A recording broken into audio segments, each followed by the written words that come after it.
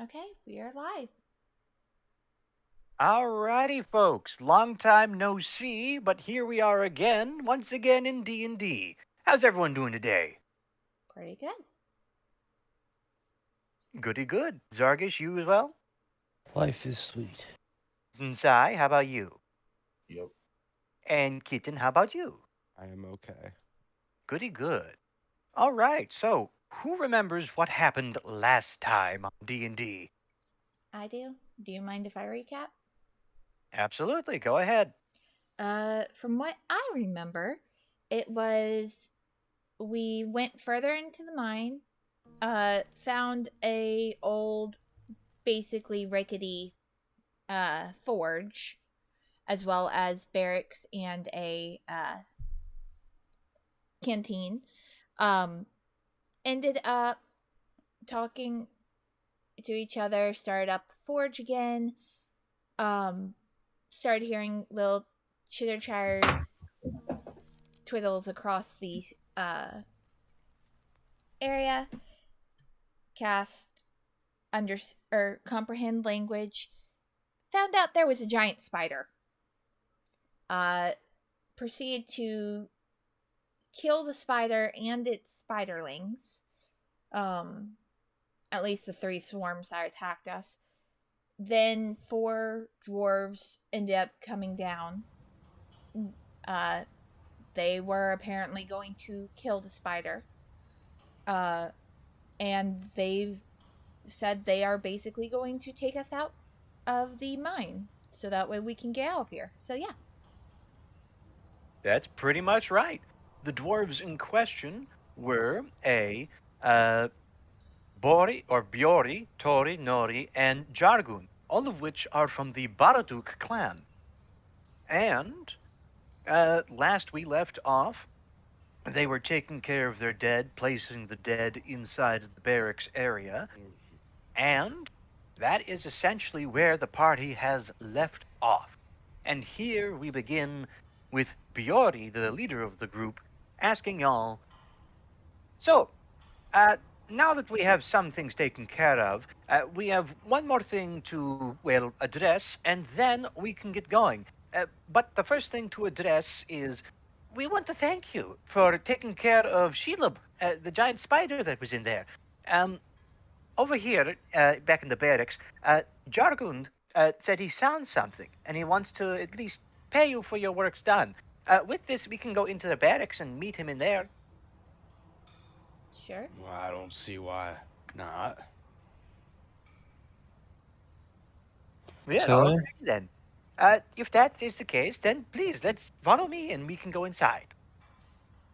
You are just now outside the building that is the barracks. This is a stone structure that is connected to a massive stone pillar that is reaching from the ground to the ceiling. This particular building is built like a bunker in its robustness, and it has a multitude of external stone support. You are able to go in through a brass door, and you can see the inside has a wooden floor, and there are a multitude of beds. Ooh. 11 bunk beds total, making 22 heads of beds grand total.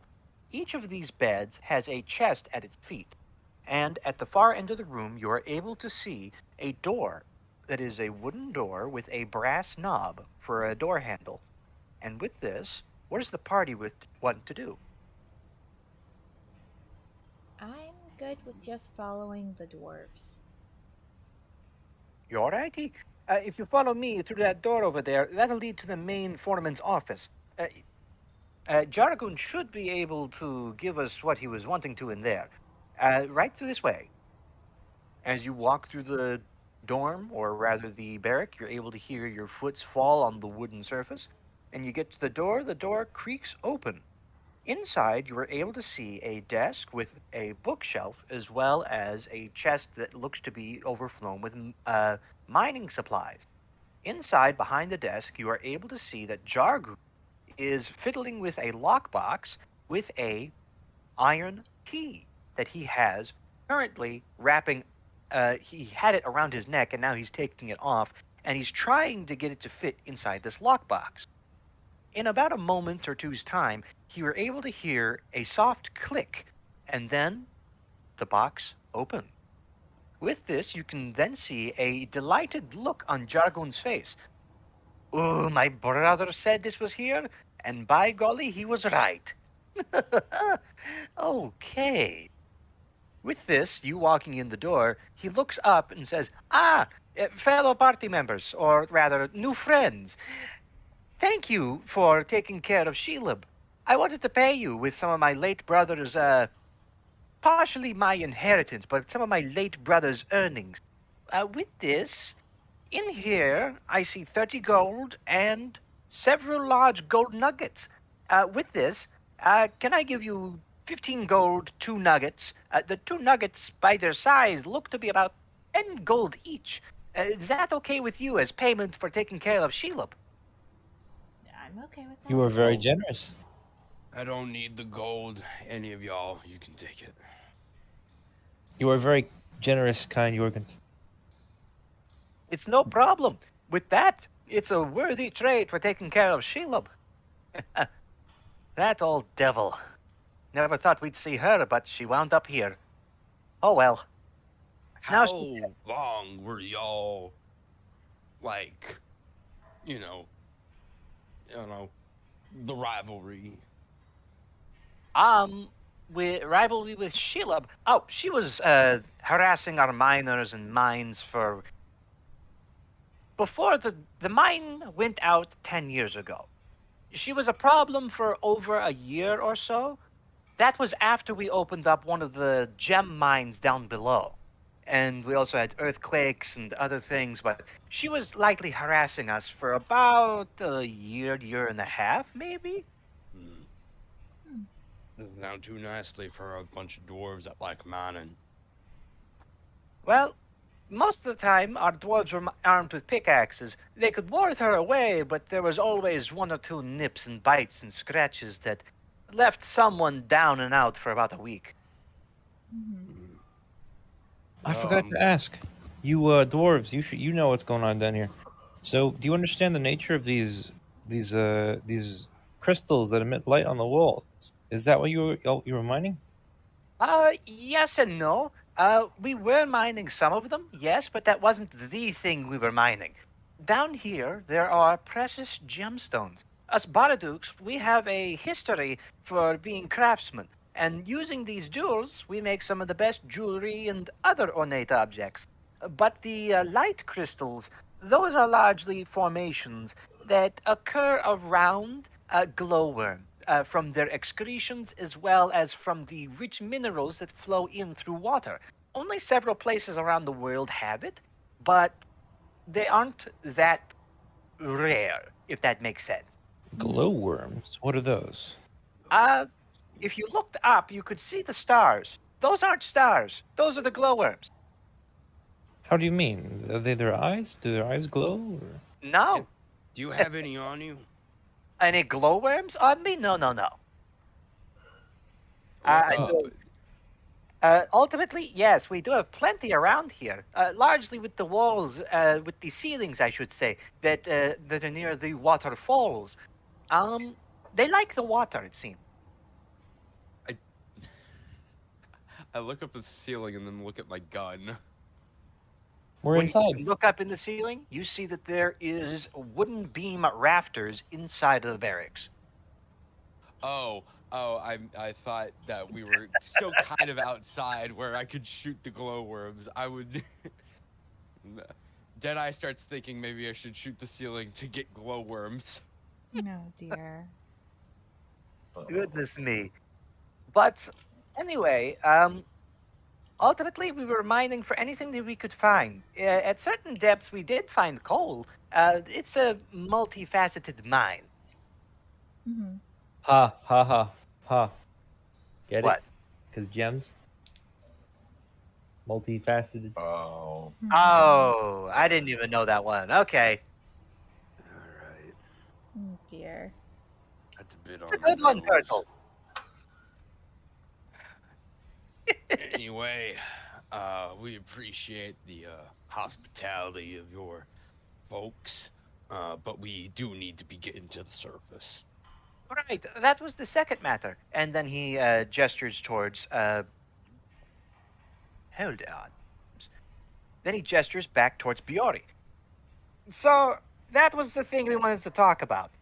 Didn't you guys mention that the way you came in had a cave in? You said Yes, the goblins did a controlled cave-in to separate us from them. that's what I was afraid of. They got a hold of some black powder, it seems. But that is one of the things I wanted to bring up with you. Because the main causeway that you came in through was caved in, that leaves us with one of several options. He Mm-hmm. then removes from his pack a scroll of paper. He unveils it, or rather unrolls it, and he presents you with this map. And that is where we turn to the next page. Okay, Okay. so with this is a current map of the underways around Barak Dal. We are in the top right corner up here, and he kind of points to this general area here. See this pickaxe symbol? That Mhm. represents a mine. And the pillar above, as you can see, the building that we are in is one of the stone pillars that actually rises from ceiling floor. It's a support pillar of sorts, but ultimately, what those support pillars are is, well, they connect the ground to the surface. They keep the underworld steady, I suppose. But with that, most times around these pillars, there is an exit to the top side, I should say. But there are two paths that we can go. The and he points to this symbol here. This symbol here represents a way out. That was the causeway that got blown up, as you said. There are two main ones that are down in this section of the underway. There is the main road in Barak Dal, and there's the one that got caved in where you came in from. However, there's never only one way up or out. There's always air holes and air tunnels and chutes and other things work around. So there are two possible ways we could get out. There is the way here, and there is the way in Barak Dal, back in our capital. Barak Wait, Dal is a little ways away, but it's one of the easier, safer routes. In this way, the way you came from, there's always another way around. So we could go out the way essentially you came in and hopefully pop out near where you came in, or we can go all the way to Barak Dal and exit through the main underway and then pop out somewhere in the middle of the World Spine Mountains on one of the main high roads to Karak Grismal. Deadeye points to this symbol here. What is this? That is a place we no longer go nor speak of. Very well. can we ask why you don't speak of it or go We to don't it? speak of it because we don't speak of it. No, I'm not Not asking you to with speak non about it. Dowie. Why would you not speak about something like that? Because we do not speak about it. And he kind of holds like an okay symbol and kind of points at you. And like, because we don't speak about it. Okay, let's drop that. Yeah. Um, Let's drop it. So we should not go there. Is that what you're saying? We shouldn't. We should not go here. You may if you wish, but if you do, you will have earned a grudge against the Dowie. The Dowie. Reminder. Dwarves. Ah. uh, All right. What? Point at this if- now. Oh, I'm sorry. You... Sam, go ahead. I was gonna say, so two things. One, we were technically on a job to get rid of the owlbear. We got rid of the owlbear.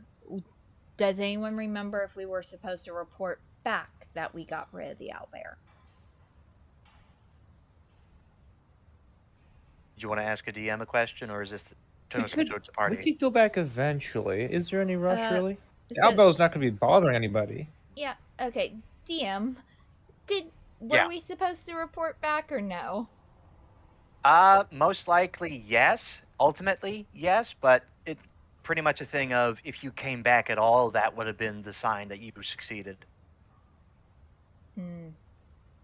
and they did promise payment upon return. Okay. So y'all need to So- get back. So well- I don't know as far as like where if we go to the Barrack Dolls main hub and we go back up from there, where that'll shoot us out from. Well, But- the other thing is that we were supposed to be going to one other place. I don't know if y'all remember. I don't know. I just got here. Well, sorry, rest of the group. I don't know if y'all remember. We were supposed to be going to what's the city? DM, what's the name of the city with the circus? That would be Arbuckle. Yeah, we were supposed to be on our way to Arbuckle. What's in Arbuckle again? Why were we going there? The circus. We were going there because there was a festival that we were wanting to take part in. Yeah. We want to take part in it. We were As in, y'all wanted to go to this place for R&R. Are we wanting to attend or are we wanting to participate? I'm confused. Attend would be the proper word. Okay. Can I roll for history about Arbuckle? See if I even know it. You certainly may. See what that is. Okay. It's a 6 grand total. Ultimately, you remember that it's one of the major cities inside the kingdom, and it's a port city, but there's not much you actively recall otherwise. Never been to Arbuckle. Okay, so that raises the question.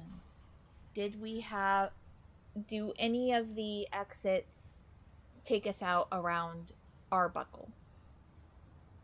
In this area for Barrack Dal and these underways? No. This is all underneath the World Spine Mountain. Okay. Okay, so we're all under one mountain. Eventually, we will come out of the mountain. Both the dwarves kind of point and laugh at you a little bit. One mountain, he says. We're under... The World Spine is a mountain range. It is gargantuan. Biggest in the world. Silly being laughed at. Well, it's hard to not know about the World Spine. It's hard to not see it. And they kind of wipe their eyes a little bit. So this Barkdal, where does it? If you go to the surface from Barkdal, where do you end up? If you take the surface, or rather the route, directly to the surface, you pop out in one of the, not underway, the upper highways, or the overways, as some call it. You end up in the overways, which are the above-ground highways that all lead to various areas within the Dwarven Kingdoms, but they all lead to Karak Grismald one way or another, as that being the capital for us. But you pop out. Typically, we don't go to the surface very often, do we? Jargon. He just kind of shakes his head no. And, well, you pop out above the upper sections of the Karak Barak Dal, but you end up in the mountains partway between a little south of Arbuckle in terms of on the continental map. A little bit south of Arbuckle, but, well, again, in the World Spine Mountain. It's hard to say directly. I don't visit very often, but you do pop out in the middle of the mountain range. Do you know if there are many good ways out of World Spine mountain range without going underground? We're underground right now. Of course. I mean, if we were to leave through the Barkadal exit, would there be a way for us to easily go through the mountains back to where we came? There are some mountain passes, but none of which are without their dangers. What do y'all think? Do you think a sightseeing tour in the underground of a Dwarven Kingdom would be interesting, or do you want to try and head back and I don't be on think our way we're quick? It's up to y'all. I'm not in any rush. Technically, we're supposed to go back to talk to the people in the town, but I don't see a reason why we can't just, I don't know. If we want to go out the other way, we can. But we need to be aware that it's going to be a longer trip and we may not end up at Arbuckle if we go this way. That's true. I'll ask the dwarves. What do y'all have as far as sightseeing down here in the Dwarven Kingdoms? I don't suppose you get many visitors. Uh, Underground, we don't get many tourists, not at all. So we hardly make room or accommodations for tourists. Travelers, sure. Tourists, no. Um, the vast majority of the underground section, like along all these paths, are old mining routes, trade routes, and there are a few cities like over here, over in this section here. Little village. I haven't visited very often, but it's a nice enough place. Most places around here are just mines in the underway.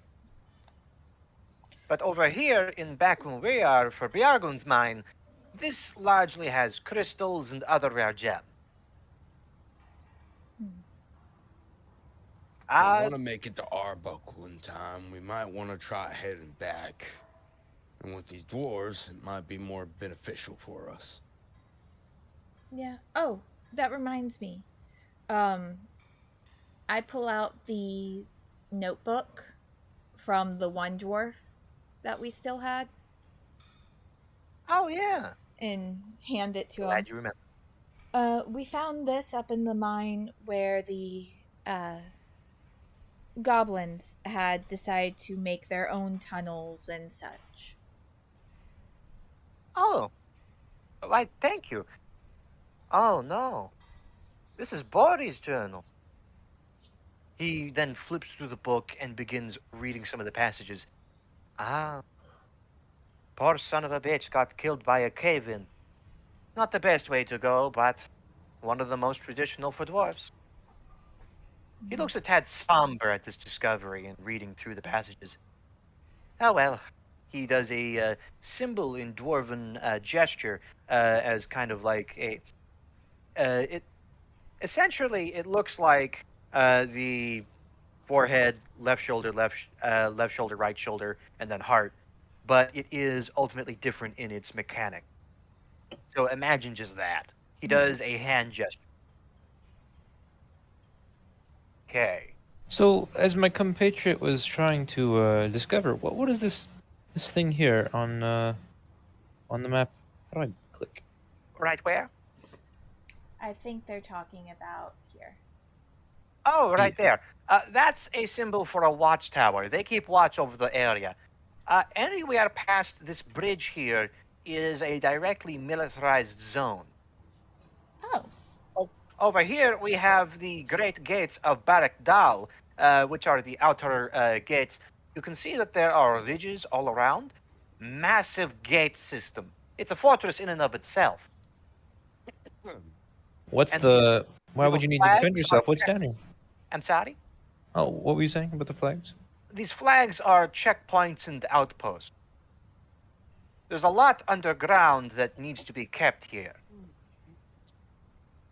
Or What do you have rather, to defend kept out. yourself against? The goblins or something else? Other things. Cave trolls have been a problem, spiders, other creatures of the dark. There's a whole ecosystem down here. You would think, as a surface dweller, that there's only rocks and stones and gems down here. No, there's a whole ecosystem.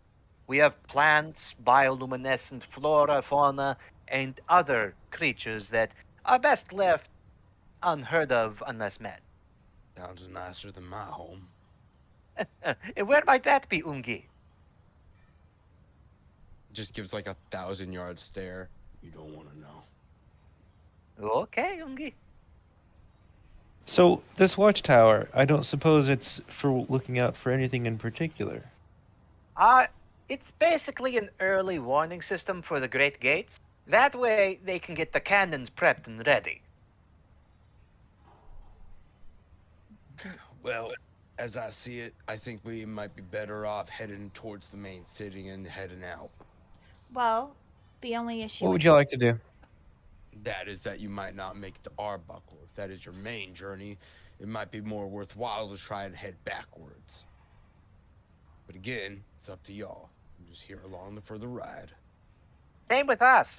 We only came here to reclaim Jargoon's birthright, or rather inheritance, and clear out the mine. That way we can come back later and fully bring it back into operation. But we can go either way. Our job here is done.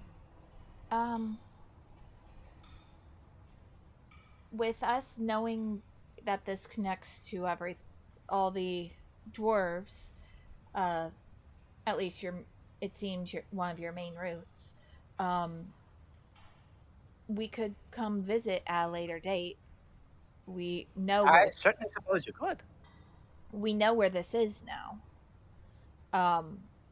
And we have an idea where a couple of the other mines are, so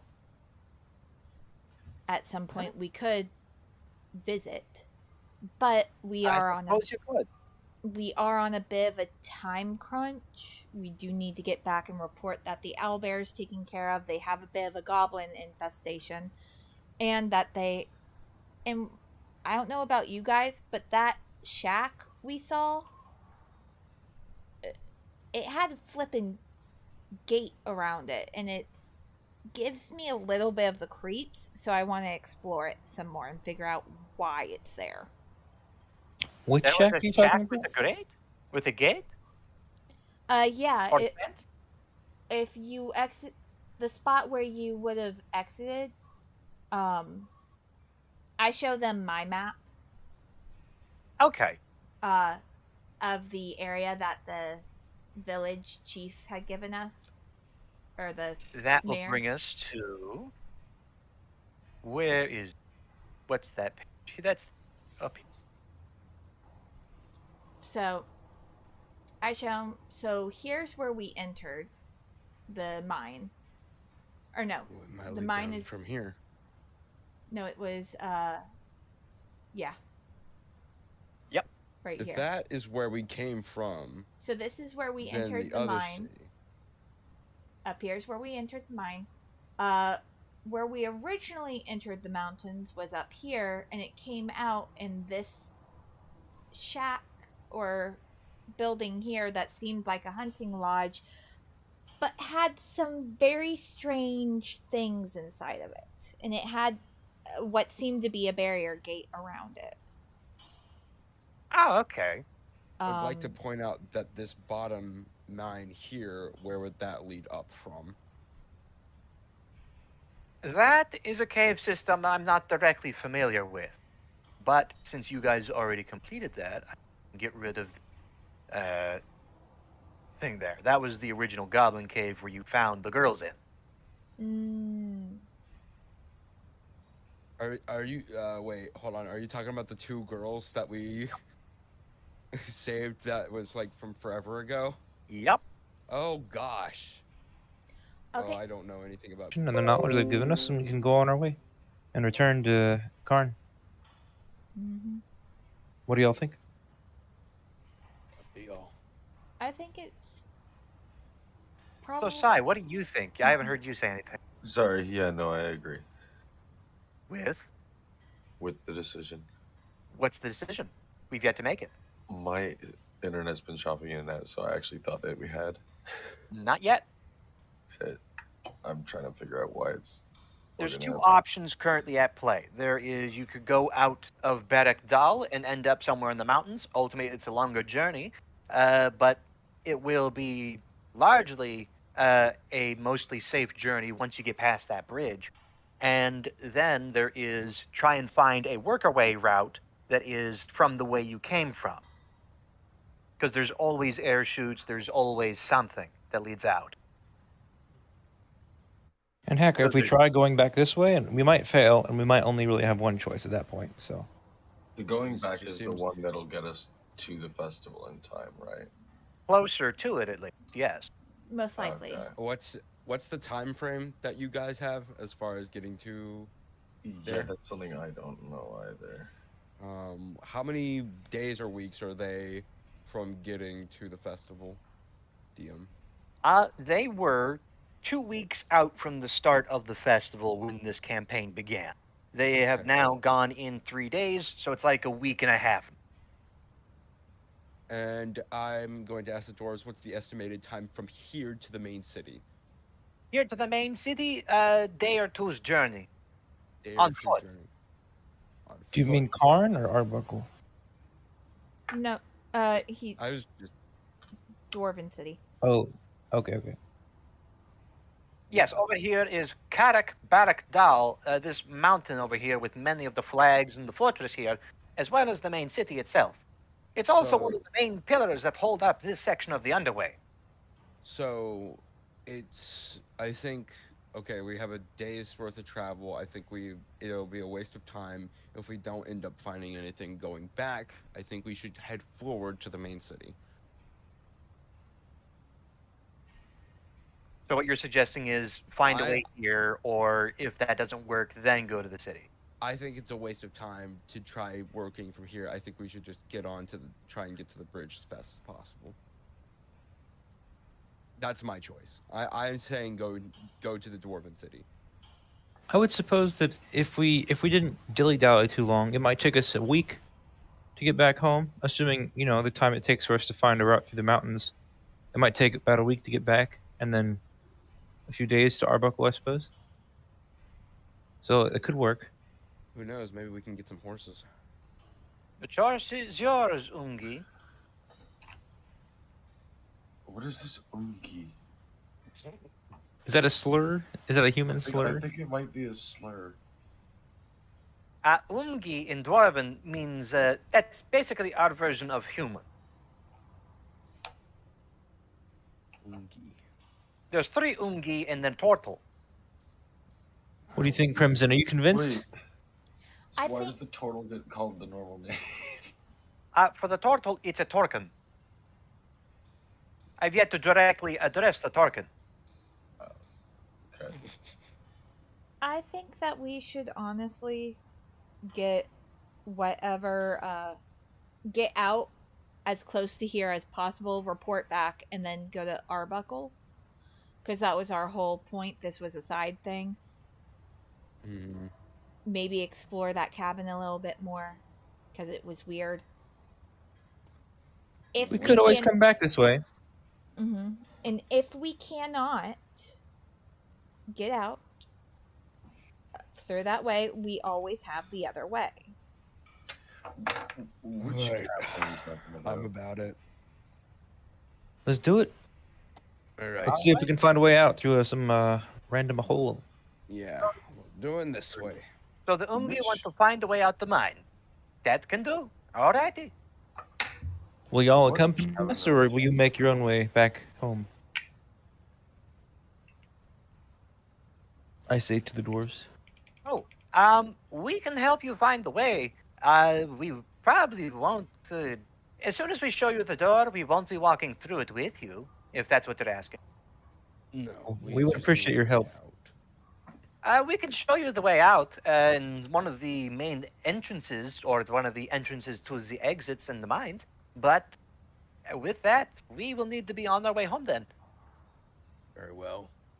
Okay. Y'all, All do you right. still need time to make burial preparations for your kinsmen, or are we ready to go? This time, we have prepared them as much as we are going to. That's why we need to get back as soon as we can. That way, we can get wagons, carts, and other measures underway. That way, they can be buried back in the catacombs with their family. Mm-hmm. But all right. He then kind of claps his hands together. I suppose we should get going then, if everything's all right with you here, Jargund. And Jargund shakes his head and then points back to Biori. And with this, he shakes his head. All right, I think we're all ready to go. I'll round up Tori and Nori, and then we can get going. All right. He then kind of fumbles his way through the door and then exits. And then you can hear a light, Tori, Nori, get over here. Okay. So now, with this, what does the party wish to do? Wait for them to be ready and then head out. Unless you Yeah. guys want to grab anything or explore the barracks more, or Honestly, all I would ask for is like a short rest, and that's it. That's a good idea. Yep. Yeah. That can work. Absolutely. Alright, I'm taking a short rest then. All right. So you all clear that with the group, and they say that's fine, and y'all can go ahead and take a short rest. All right. Does anyone want to do anything in particular while they are on this short rest? Um, All right. Then how about I ask, Sam, what are you doing in this time of short rest? I think I'm gonna be going over all my stuff, making sure weapons are taken care of. You know, that type of thing. Absolutely. All right. So, Deadeye, what are you doing in this time of short rest? Well, we never specifically went over actually how much ammo I had, so I would just say a good normal amount would probably be 20 bullets at most, if that's all right with you. Okay. The thing about firearms is I'm not doing any special type of ammunition between weapons, so a pistol shot and a musket shot will be the same thing. So, Okay. uh, are you trying to say you want 20 bullets per or 20 bullets total? It's up to you because you're the DM, but I'm saying you told me that you wanted me to keep track of how many bullets I have. We never went over how much I was Okay. given Of course, of when course. going into this, but I'm saying I if would so say, want to 20 or more, whatever. let's say you currently have a grand total of 20. Well, Because you already used up a good number of shots on the spider in that encounter. So let's put you at 20 because that seems to be your main number weapon or primary weapons. yes. And did I get any extra bullets from the firearm that I found on the dead body of the dwarf? You did not actually. You Okay, saw that they had the weapons, but no ammunition was found. very well. All right. Okay, so So then, ammo checked. Zargish, what are you doing in this time of short break? I rolled 2 hit die, and I would like to ask the dwarves if they mind if I rummage through their ancestors' footlockers. Um, well, I suppose you can, but we will have to ask for half of everything you find. You are more than generous. Finders keepers for the most part. This hasn't been claimed, and no one's made any claims, so it ultimately goes to the mine. And you did us a great service, so we're willing to help you out, or rather, take half of what you find. Or look the other way. Or look the other way, as the Yomgi says. Appreciate it. So for the DM, how much gold should I be adding to my inventory from these dwarves' kind gift? From their gesture, the party gets 15 gold coins and 10 gold nuggets. Ooh, Mm-hmm. 10 gold, so 20 pieces of gold worth of nuggets. So a grand total of 35 gold for the party in grand total. Okay. Um, And How that was about minor, from their. another. Oh, I'm sorry. I'm sorry, go ahead. I was done now. how do y'all want to divide it? I don't need any of it. It's up to y'all. I don't know if I'll be here long, because who knows when I'll get teleported to another party. So one way I can easily see that happening is uh, it's 35 gold grand total. You can split up the coins, 5 each evenly. And then the gold nuggets y'all can either toss for, or you can just kind of keep that as party funds until they are exchanged coin. I'm good with I'll just take 7. You'll Hmm? take 7. Okay. What were you saying, Sam? I was gonna say, why don't we have 5 each and then keep it as party funds? The rest of it, yeah, that's fine. So if I'm, y'all, I'm all right with this idea. All right. So you wanted to rummage through the stuff then? absolutely, Okay. Absolutely. I'll add that All 5 right. gold to my purse. Same here. Oh, I thought you said you didn't want any gold. I said no, but she said distribute it out 5 per. I'm like, Yes. oh, well, I guess so. Yeah, there's 4 of you, and then there's Sai, who I'm about to get to. Vardak, what are you up to in this time off? I'm gonna go through my bag and make sure I didn't break any of my instruments, but I also forget what I need to roll for short rest healing. It's your That damage. It's your hit die plus your con modifier. So it will be what are you? A bard. You're a bard. I think they get like a d6. So it's like 1d6 plus whatever your constitution is. What's the modifier on your constitution? Like the +1. Plus 1. So it'll be 1d6 plus 1. Let me look at your character real quick. I'm gonna go to that page because Alright. there is a spot for it. So that Yeah, would there is. It's literally Bardak. the short rest button, and you click it. And you can actually roll hit die, so it'll show up. Oh, okay. Oh wait, Oh, it's I see 1d8 something plus that's 1. wrong It's here. 1d8. Hmm. My apologies. As of last session, I forgot to say y'all have leveled up to level 5. Oh my Oh. god, that changes the freaking game. Yeah, my apologies. I see that you guys are all at level 4 now. Y'all are level 5. Oopsie. Oh dear. Well, let's Oh, go fuck. ahead and fix that. Yeah, in Yeah. the top of the page, you should see that there is a short rest and long rest option that are above your walking speed and inspiration. Click on the short rest, and then you can click on however many slots you want to use for your hit die, which are d8s plus 1 for you. And then whatever hit points you heal from that, you just add.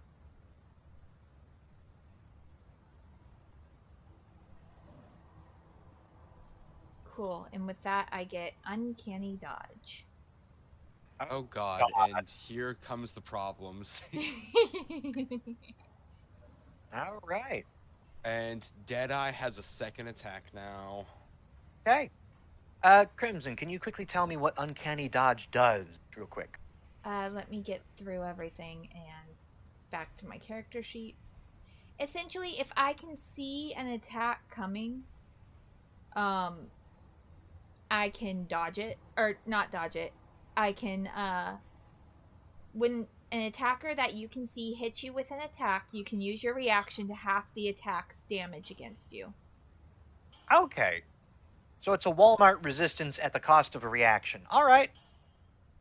Basically. I Yeah. like it. So Okay. I can use it once per round. All right. Here come the multi-attack. So on the 5th level, I will say I get an extra attack straight up. So I get 3 attacks essentially. And then I also get stunning strike, so I can spend 1 key point Oh god. in order to attempt a stunning strike on an enemy that has to do a Constitution saving throw.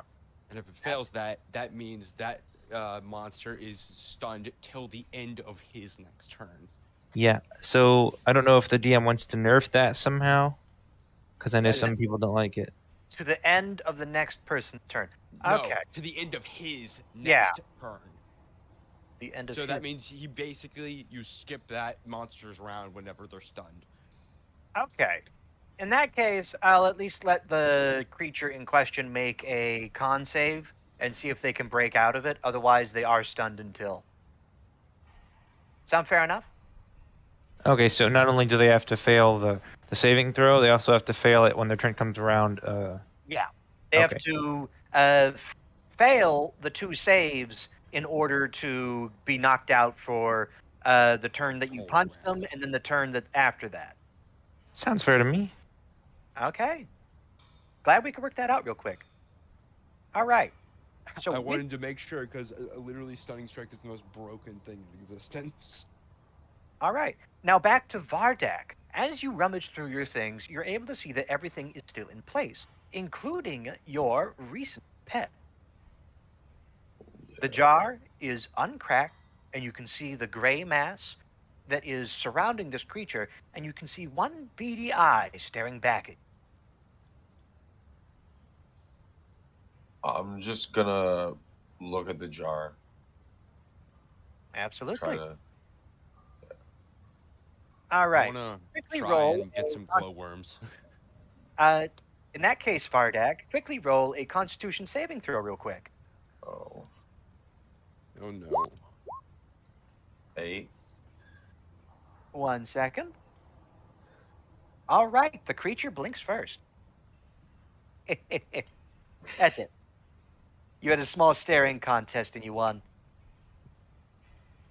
All right. But outside of that, after an hour's time has passed, all the party has now been rested for a short while. With this, the dwarves gather outside towards the front gate. What does the party want to do? Can I say at least also during of time during the short rest I could have tried to collect some glowworms. Roll for me a survival check, and then pair that with an athletics check, because these things are high up on the ceiling.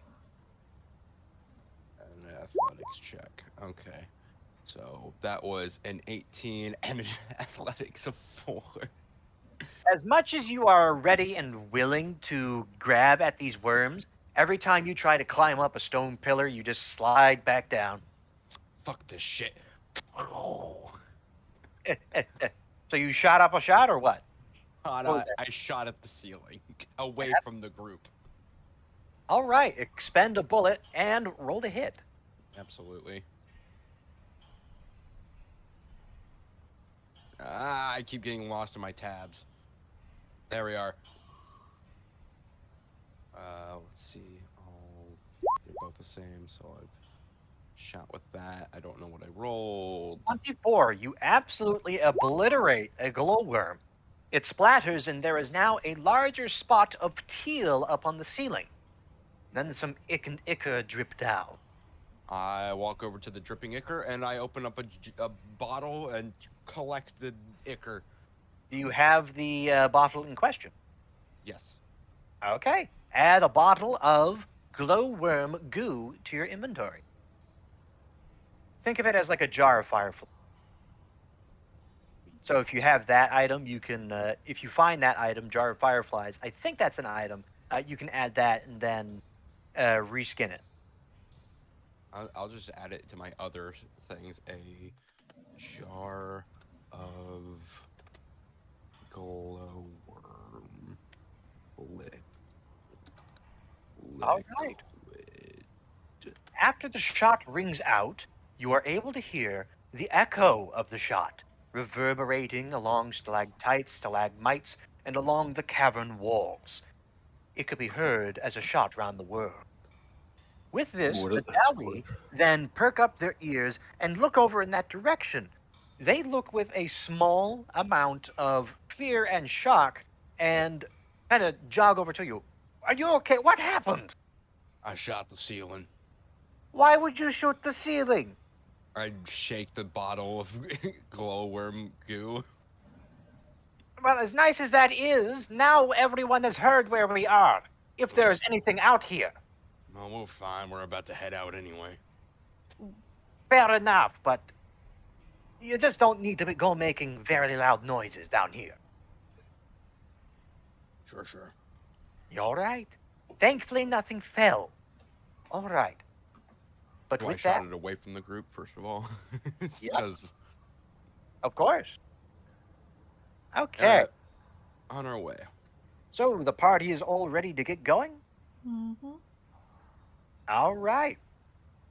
You then begin to exit the mine encampment. You then pass the stone walls that reach up to about 20 feet high, and you can pass out through the gate. Out through the gate, you are able to see. As you exit the gate, you are able to see that there is the massive cavern that you are in. You can hear the distant fall of water, and you can see in the distance more and more of the glowworms in the ceiling, as well as a array of crystals that are growing alongside the walls, in the walls, out some of the ceiling, and some deposits in the ground around you. You can also see that there are little bits of light coming from candelabras, which are the same of the crystals that you have seen in the previous mine section. With this, the dwarves are now leading around the stone wall to the right side, and you are able to follow them that way. With this, they are going back towards one of the cavern walls on the back side of the walled section of the mine. Okay. Now, with this, brings us to our next page. They bring you into a cavern after about a 10 minutes walk. You can then see that there are a multitude of the glowworms and all of the aforementioned crystals. You can see that in some sections, it looks like it's stars in the night sky. You can also see various forms of moss, as well as a few underground species of fern. With this, some of the moss is lightly bioluminescent, a soft green versus the crystalline blue. Hmm. All right. It's a very cool room. Since when we're walking and I see these things, I'd like to ask the dwarfs if these plants have any uses. Um, for some of these, like with the moss, if you gather enough of it, it acts like a good bandage for like kind of quick, in a pinch bandage. However, any actual bandage will be much better. So it's temporary splooge. Any medicinal uses, or Outside of the bandage, you could turn it into a paste and close up wounds. Like you can grind it up in a mortar pestle and make it into a paste if you add a little bit of water and the glowworm juice. But it only seals the wounds, and again, anything manufactured will always be better, especially by dwarven make. I shake the bottle of glowworm juice in front of you. I was like, I got some. So wish to make something. I suppose you can. We can stop a moment if you wish to gather. Seems like a good healing item if I'm gonna be outside of the game knowledge. What is a post? A what? that the mashed up stuff like leaves or whatever that you put on a Oh, window? okay. What is a what?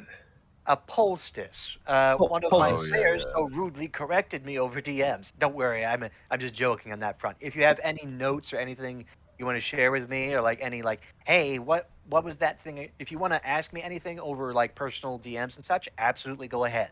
I'm just giving my brother crap. Hmm. Issue. It's a new Okay. word.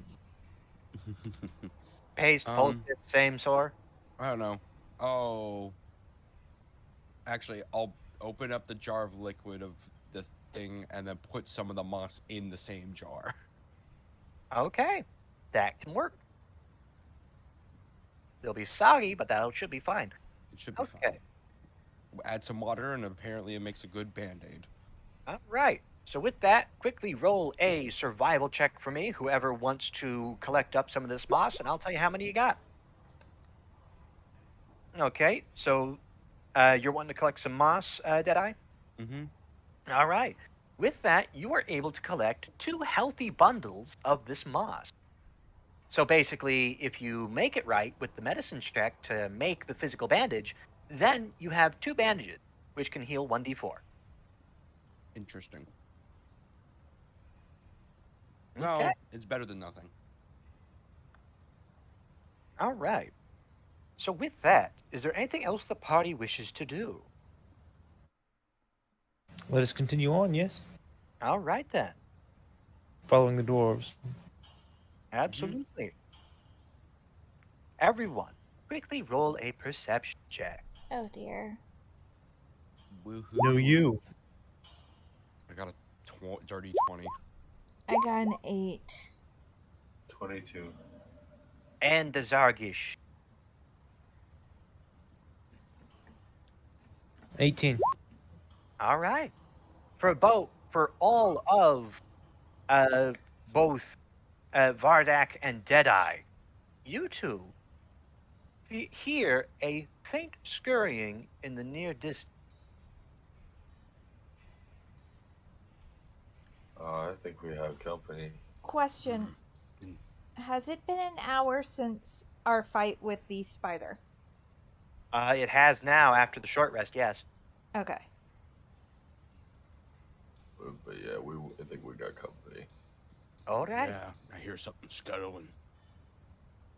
Well, that might be rats. Did you hear anything in particular? Can I make maybe an investigation?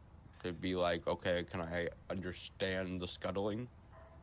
Um, that I Mm, would put towards a survival check if you wanted to understand what a scuttling was. 16. 16. With that and what you heard, the light scuttling sounded light in its footsteps, and it was relatively rapid. So it was either multiple creatures or one small creature with on all fours scuttling around. Could be a small rat. It could be a group of small creatures. It's something very light. Well, there's plenty of creatures down here in grand total. If it attacks us, we'll be ready for it, but otherwise we don't need to worry about it. Most things know not to fight Dowie down here. Let's hope so. Yup. Anyway, I'm ready to keep going. Absolutely. All right. So as you continue through this weald of ponds, puddles, and various glowworms, and fauna, and crystals all around, you can then see that there is, along the path on the right side, you are able to see the beginnings of a mine shaft. You can see the stone structure that is holding up the exterior being kind of mostly support pillars, as well as there is a sign above the central pillar, and you can see that it is something written in Dwarvish. The Yeah. dwarves kind of look up and go like, "Yep, this is the way." My finger cut. Your finger, what? Finger got cut. Oh, okay. You all right? Should be fine. I don't have any All right. band-aids, but What are Well, you you doing use that them all. you're cutting your finger? it was an accidental thing. I was cleaning a blade. Okay then. Bad. Do you need to do anything or anything like that? I'll be fine. All right. Just get like a tissue or a napkin, and you should live. Yeah, I should be fine. I'll go out later to see if he has to grab something. All right. Well, folks, this is the door we mentioned. We can go, we can take you in for the first few bits, but we can't lead you all the way out. We don't have maps of this immediate area. I'm sure you might be able to find something in there, but ultimately, here is another sluiceway as well as air chute and side tunnels that you could work with. All right. Did you say sluiceway? What do you mean? There's waterworks here? What for? Um, As you notice, there are some water and puddles around. Whenever it rains on the top side, some of the rock here is porous. If any of you don't know about porous, porous basically means it's rocks with gaps or holes in it. That way, water and other liquids or something can kind of leak their way through. If it ever rains on the surface, that is what supplies some of the waterfalls for the aquifers down here. So basically, just think rainwater going down a gutter, but without near as much ungi sewage. Here, it's all mineral water. But with that, that is where we will leave you. With this, I think we're all good. Tori, Nori, Jargon, if we are ready, and they all kind of just nod and go, yeah, yeah. And they're like, and they begin to walk away. They wave goodbye and turn to you as they wave, and then in a moment or two later, they're gone.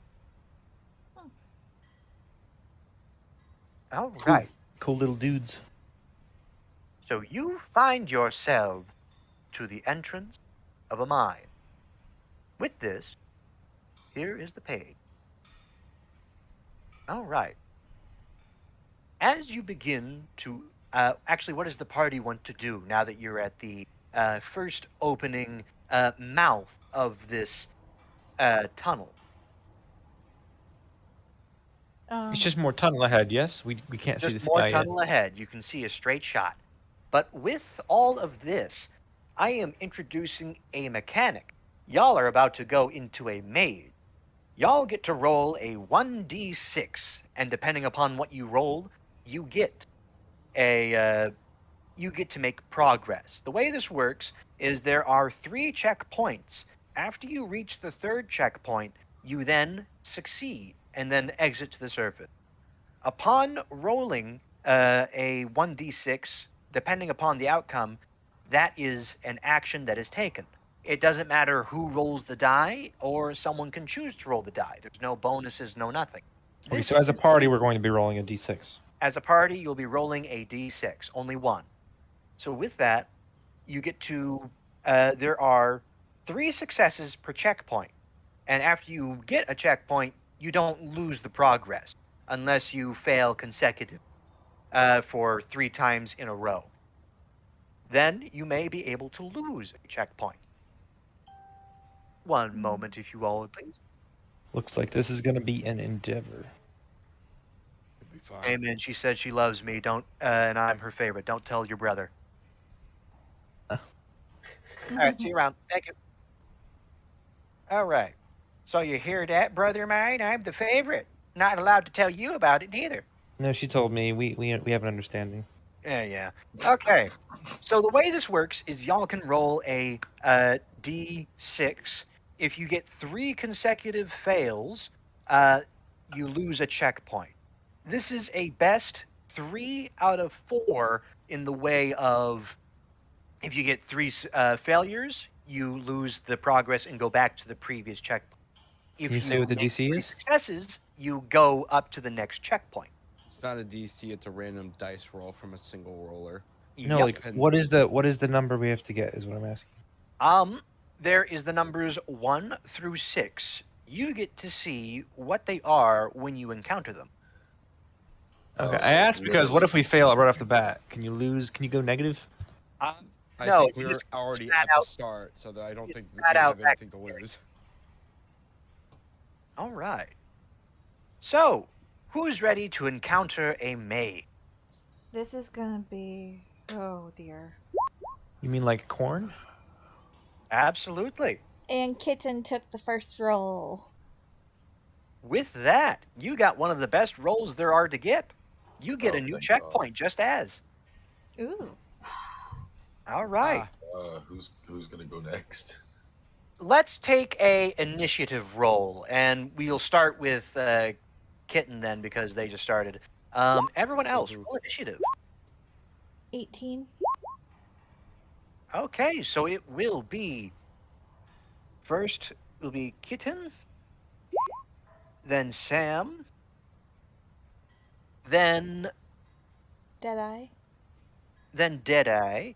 Then Oh, rather it was Deadeye, Sam, Sam. or let's actually go from this initiative order then. So that will be Sam first, then Deadeye, then Zardak. Oh, no, then Zargish and then Dwardak. yeah, Yeah, I'm okay. last. I got a 1. Well, you got a 4 technically overall, but yeah. Yeah. I have a +9 in initiative. It's Dargish, insanity. and then Viardak. There we go, Vardak. Okay. Sam, you get to roll a d6. Oh dear.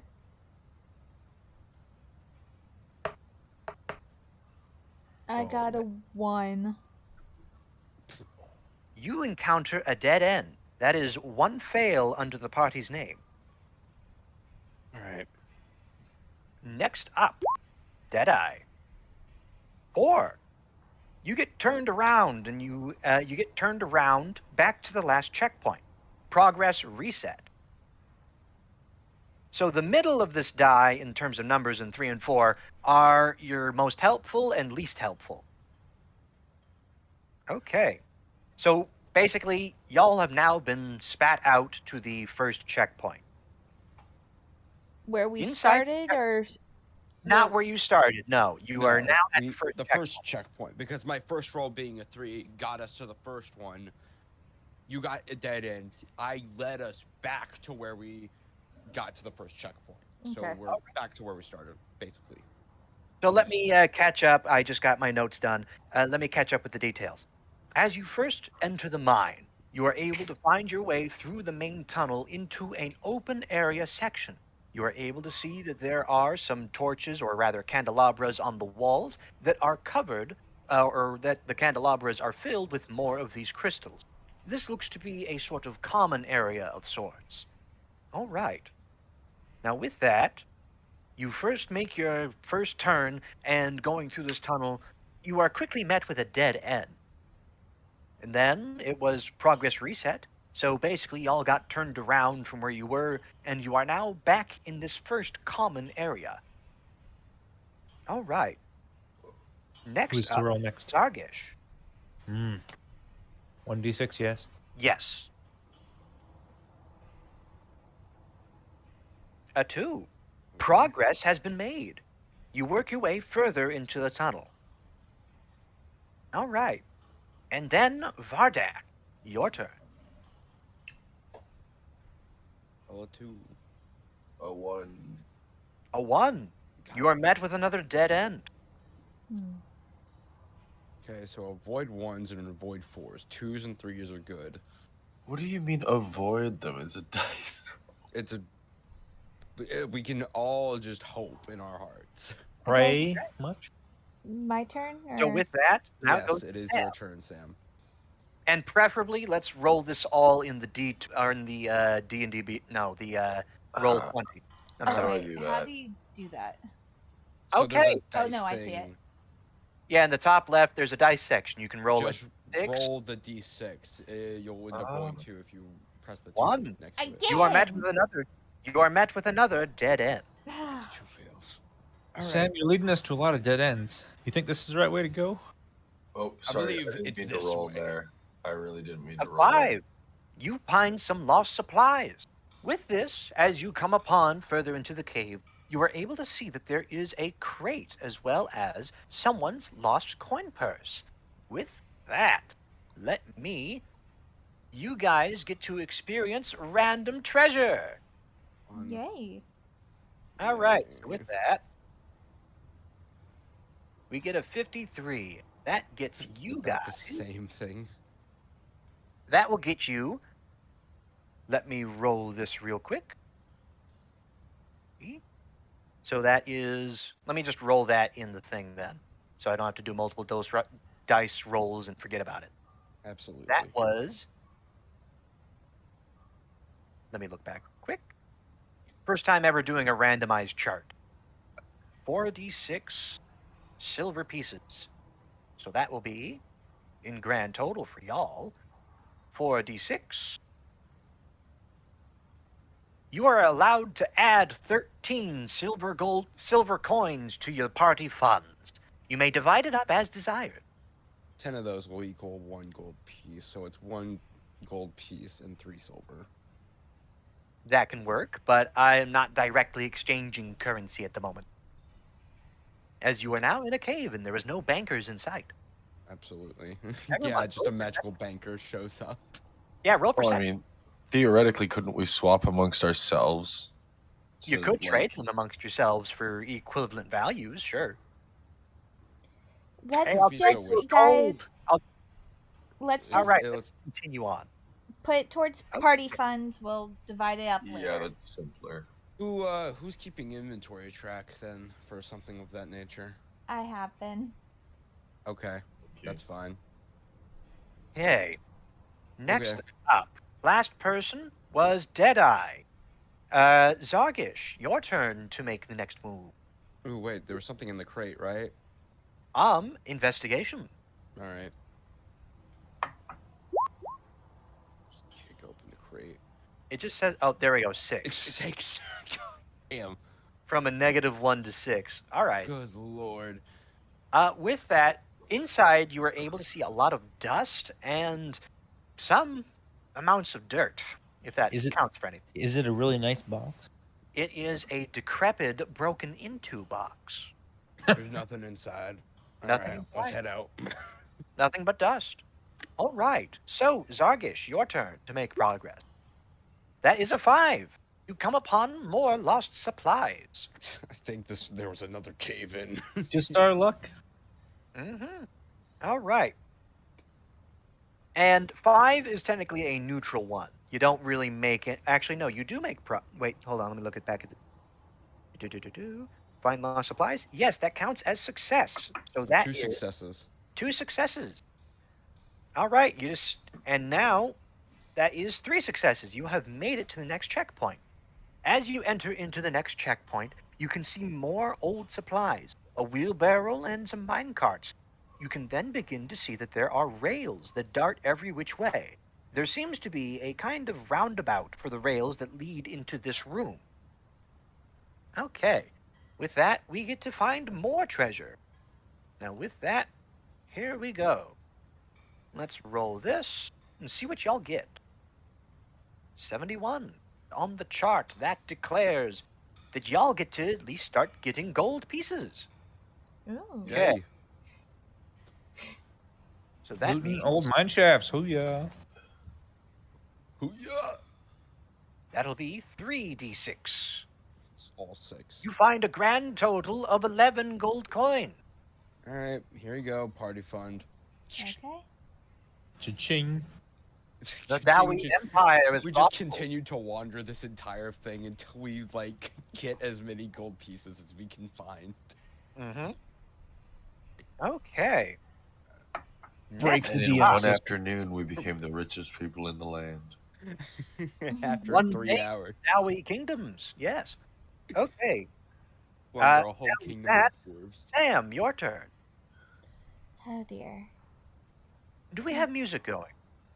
We There's have the mining ambience. noises. 2. I got 2. two. Progress has been made.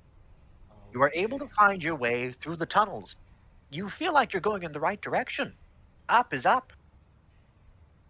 Nobody roll a 6? I bet a 6 is very bad.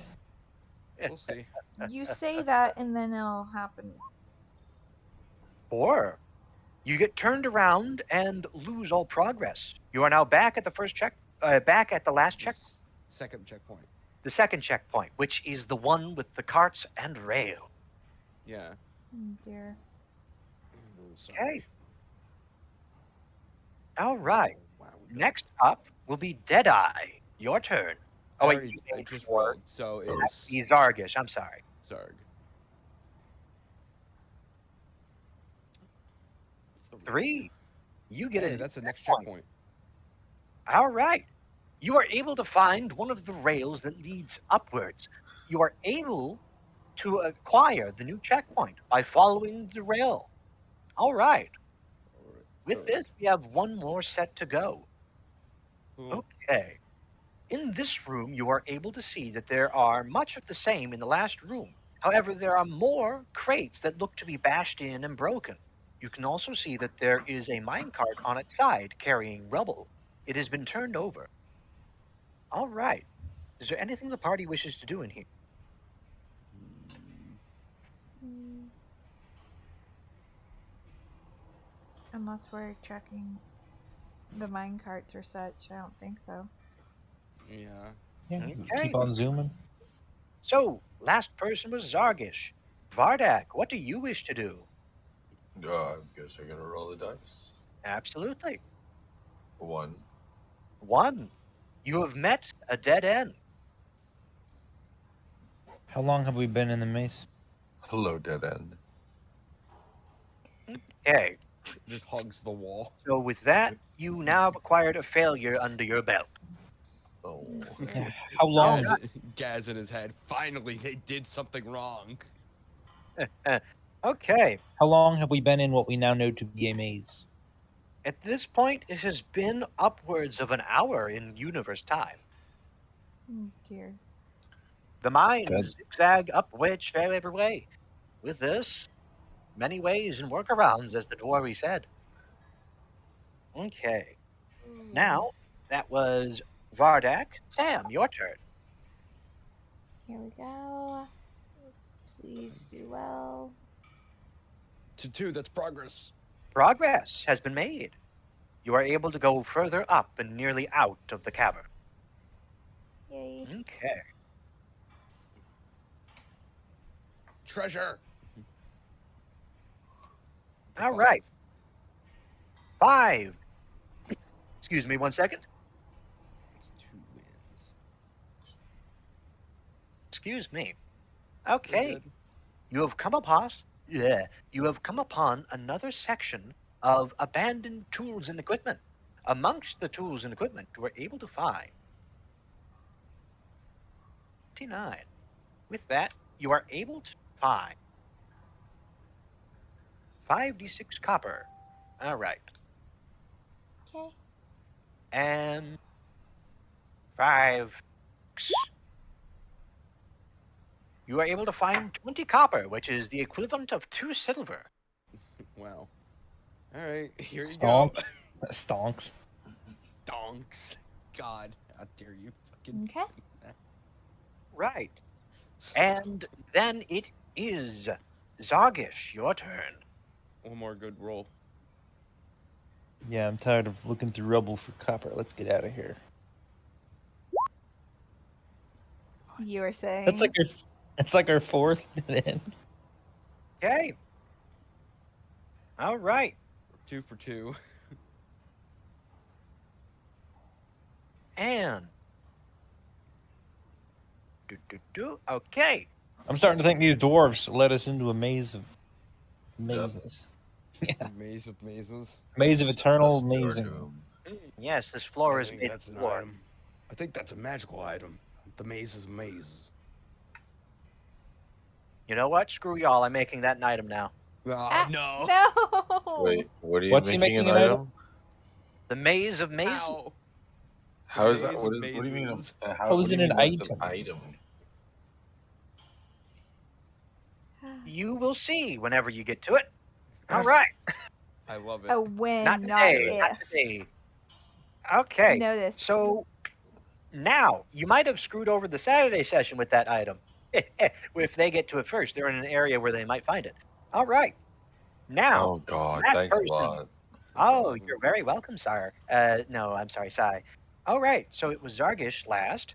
Fardak, your turn to make progress.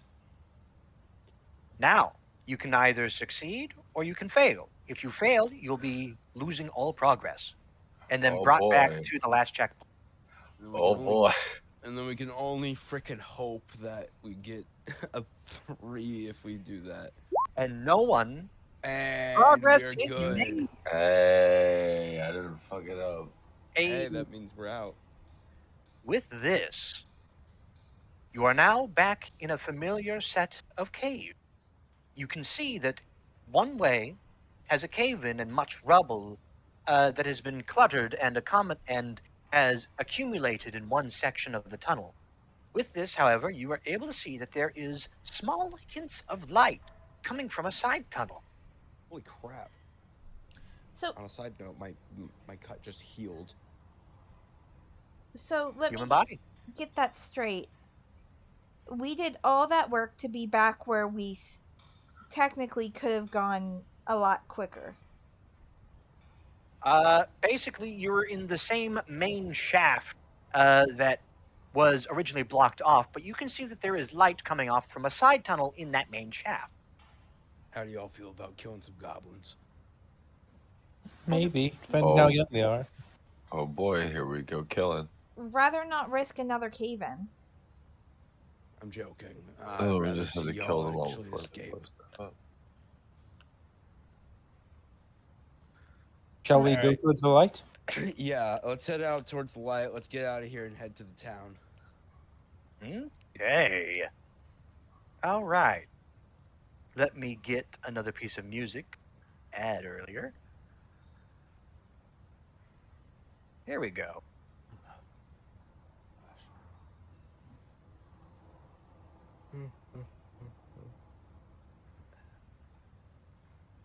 All right. As you begin, you all want to go down this side path where there's some light, correct? Mm-hmm. Yes. Yes. Absolutely. As you begin to traverse into this side path, you can begin to see that more candelabras are adorning the walls, more of which have the same crystals as before.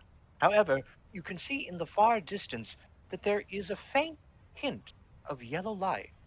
But alongside the walls, you are able to see support beams made of wood, and you can also see more of the light that is blue from the candelabras. There is a rail that goes through the center. And with that, what does the party wish to do? Head towards the golden light. Absolutely. While doing so, I'd like to inspect casually the beams holding up the shaft to see if they've been marked or sabotaged in any obvious way? Absolutely. Roll investigation for me.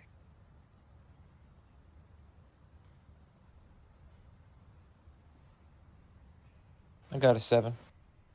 You are able to look upon these pillars, and you don't see any true damage done to these pillars that time hasn't already done. Cool. Okay.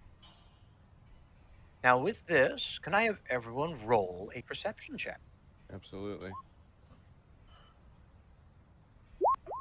11. 14.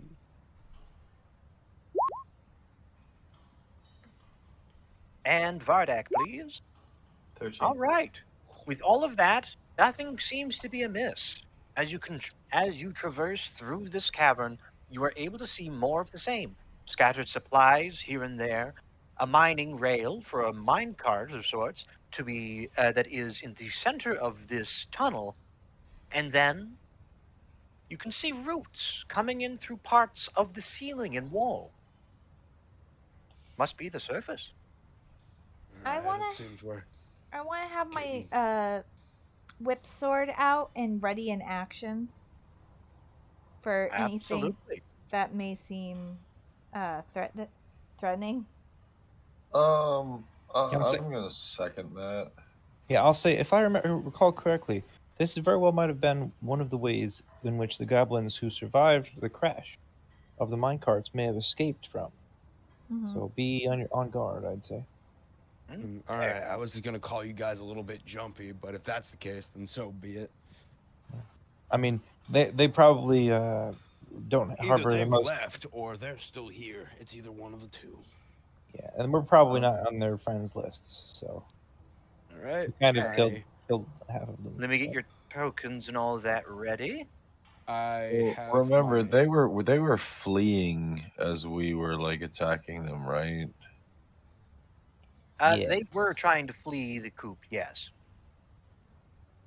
Okay. As you begin to traverse through this cavern, nothing seems to truly be amiss.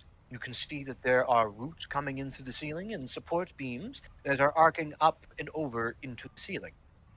You are able to see a rail that traverses through the center area of this shaft.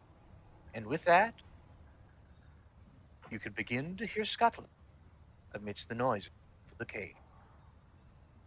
And that brings us to our next page. All right. Combat section. Dear. Hold on. Oh man, I wonder what's in that little tiny part we can't see in the middle. Yeah. Okay. All right. Wow. Oh, tiny part. Oh, I see. Whoops. Reveal. My bad. Didn't get everything. All good. Absolutely. You begin to hear scuttling amidst the tunnel. You can see now. Some of the goblins are popping out of the walls. Of course. Oh no, such a surprise. Wow. This is so surprising. That could have been better executed. Oh well. All right. So with that, you can now see that the goblins are scuttling about, readying for an ambush on both sides. All right, everyone, roll initiative. Okay. 14. 6. Rolling low today. 15. 13. Seems that way.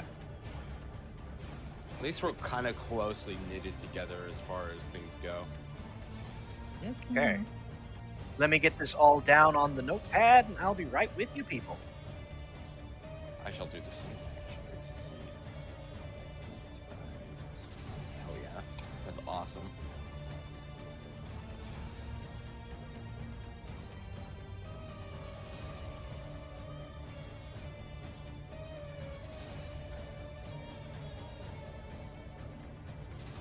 And then Varda. Okay. Now for the goblin. All right.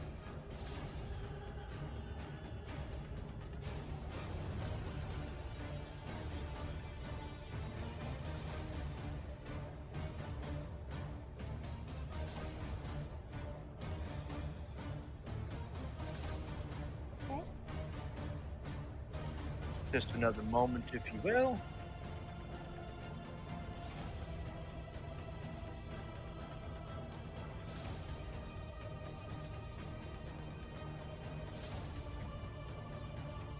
I'm upset by this actually, because this is a really, like, pertinent opportunity to actually take.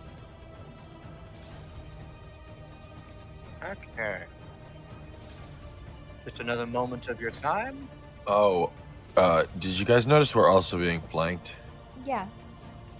Oh, no, I did not see that. I have my screen a little bit too zoomed in.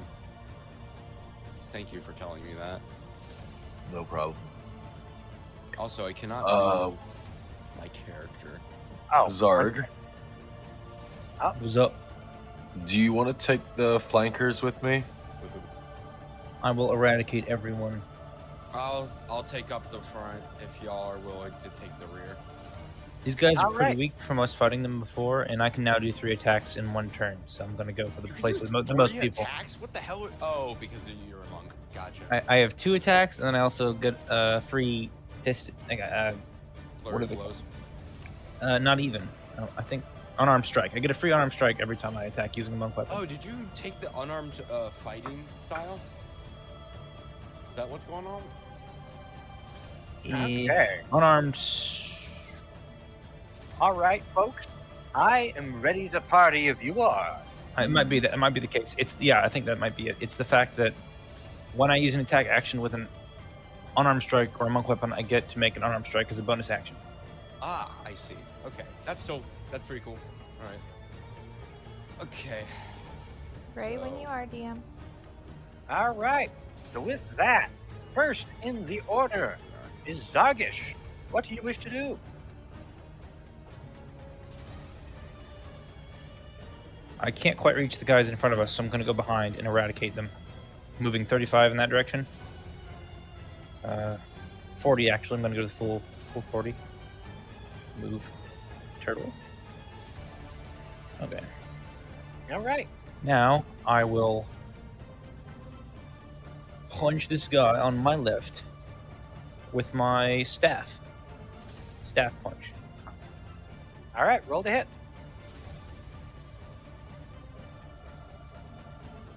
I rolled a 19.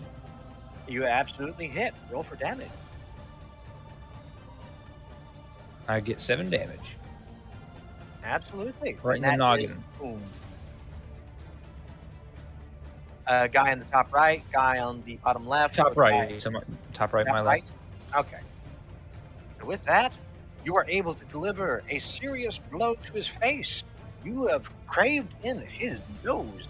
He is not happy about it. He Is he writhes not? in pain. He's not dead. He ain't dead. That's unfortunate. I'm going to stomp him. Not him. I'm going to stomp the guy in front of me with my second attack that I just get now because I'm level 5. I'm going to whack him in the shoulder with my stick. Okay. With that, roll to hit. I rolled a 22, Absolutely hit. and I get 11 damage. Absolutely. You are able to hit him once again, and this time, or rather, this new person, you are able to smack them really hard. They die. They're not people, they're goblins. Don't humanize them. Don't humanize the goblins. Absolutely. And as a bonus action, because I have been using my monk weapon, I'm going to knife hand the guy to my left and finish him off. Absolutely. You may try. I rolled a 14. That hits.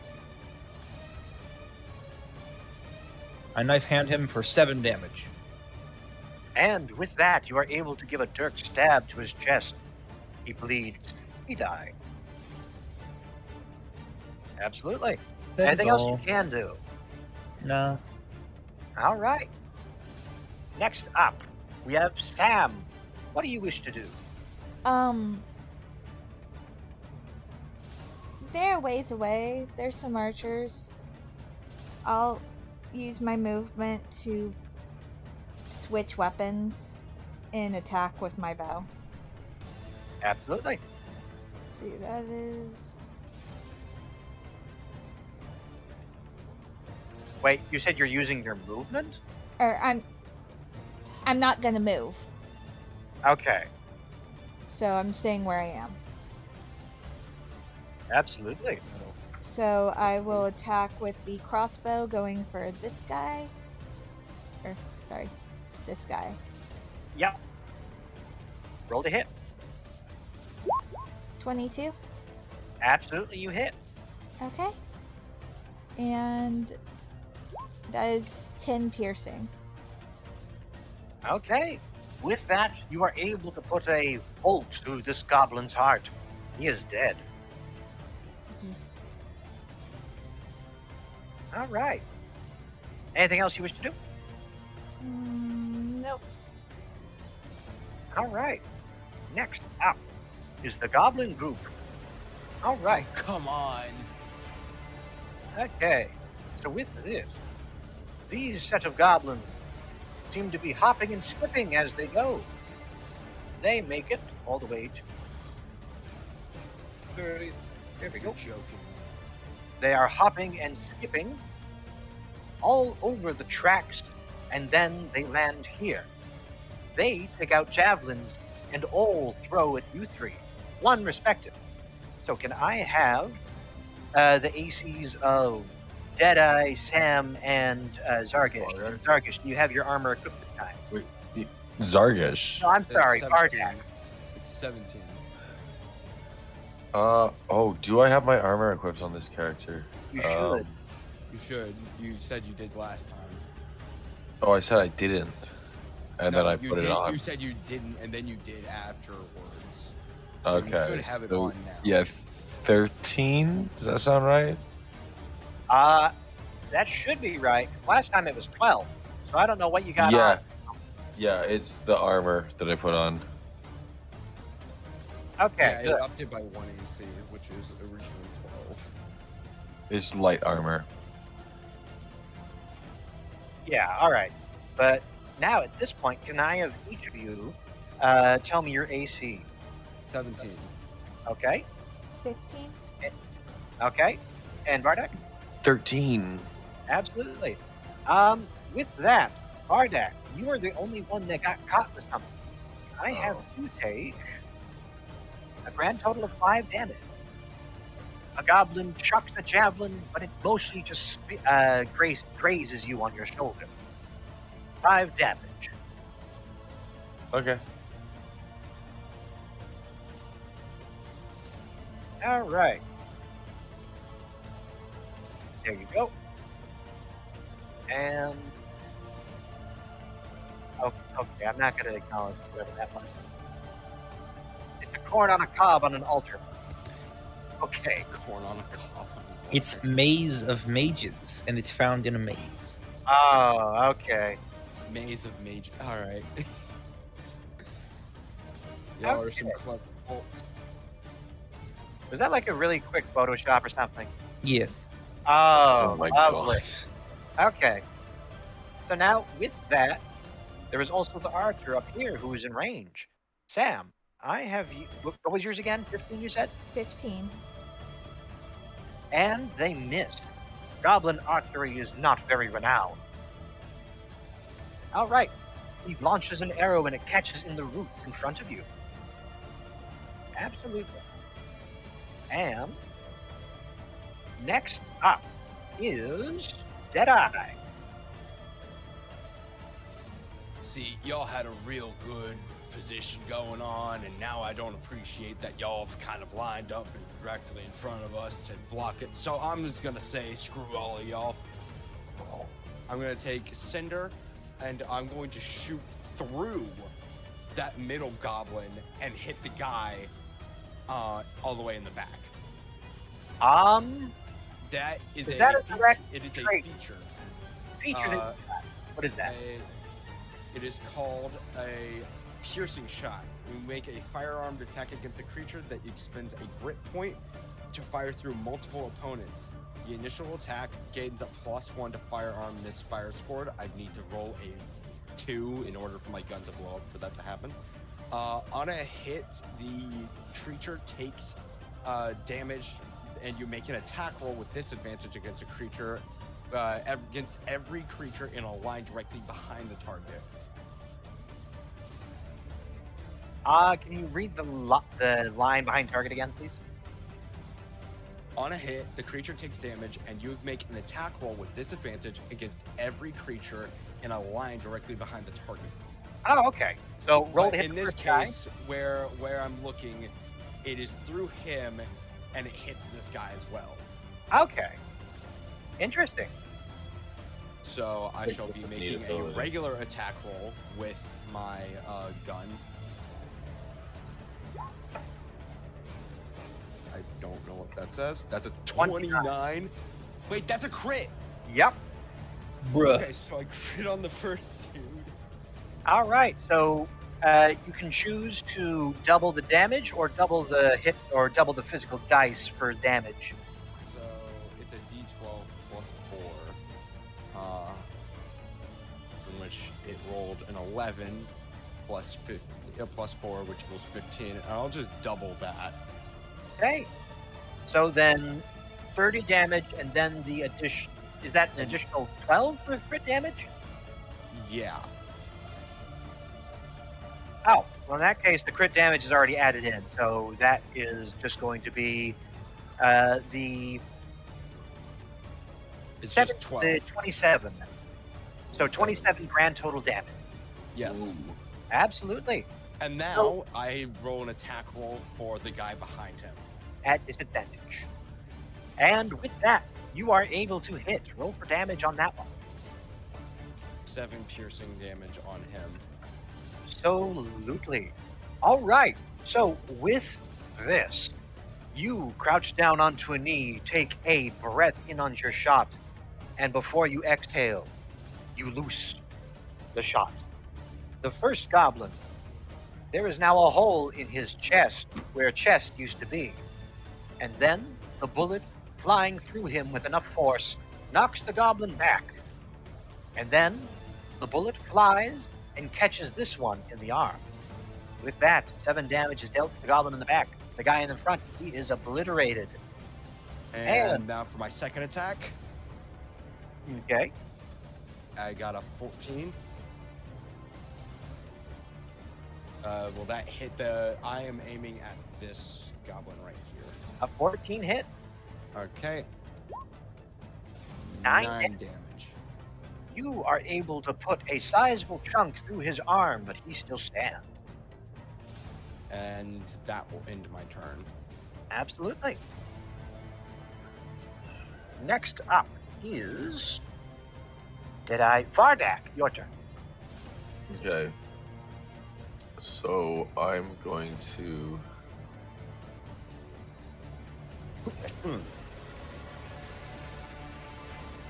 move to here.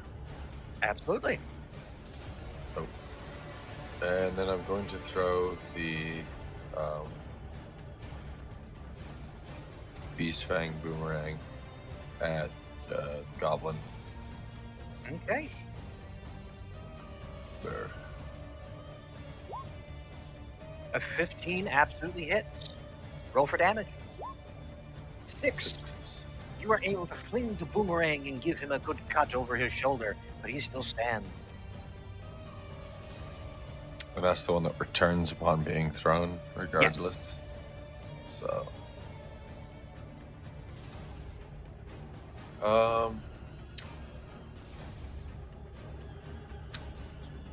I'm good. Okay. Now with that, it goes to the last goblin group. With this, several more goblins appear out from the walls themselves. They make their way over. One darts his head around the side, and then another one follows suit. With this, they take pot shots at Sam. And more movement is heard in the tunnel. Oh dear. Which direction? Perception check if you want to know that. But for Sam, can I? One second. Dice fell. I rolled a 23 on my perception check. You will tell me which direction the sound came from. You will tell me. Absolutely. One moment, though. Need to look at something real quick. Okay. One got an 18, and the other got a 9 or 13. So one of which hits. I have you take. Can I even take a grand total of 6 damage? 6? Okay. Even after a volley of fire, one archer gets lucky. Okay. So as you made that perception check, you heard that there are scuttles and skitters. Here. There. Oh no, And- anyway. Tunnel entrances are now apparent. There's always a workaround. Hey. Now, with that, the goblins are done for this turn. With that, Zargish, your turn. I'm gonna smush this fool with my stick. Without further ado.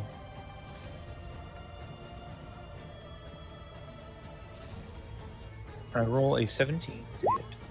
A 17 hits. Roll for damage. 6 damage. 6 damage. All I right. will attack him once again with the same stick, and I'll try to sweep his legs out from under him. Absolutely. Get whacking him in the shins. I get a 25 for that roll, That hits. But, and I roll 12 damage. okay. So with the first attack, you're hitting him with the staff, right?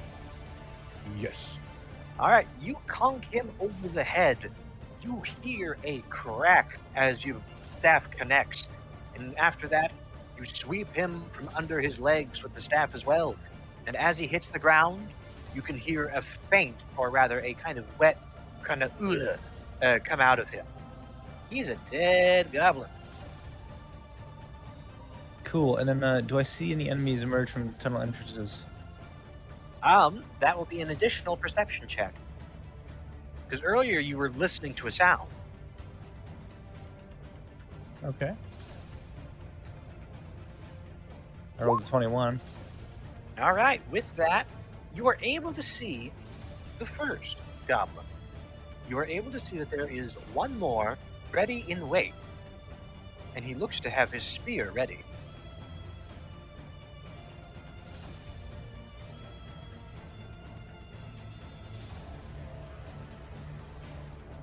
Oh, any ranged attack, he is inside cover area, so it will be slightly harder to hit him. Oh yeah, I'm getting all up on him. Okay, I'm gonna move 10.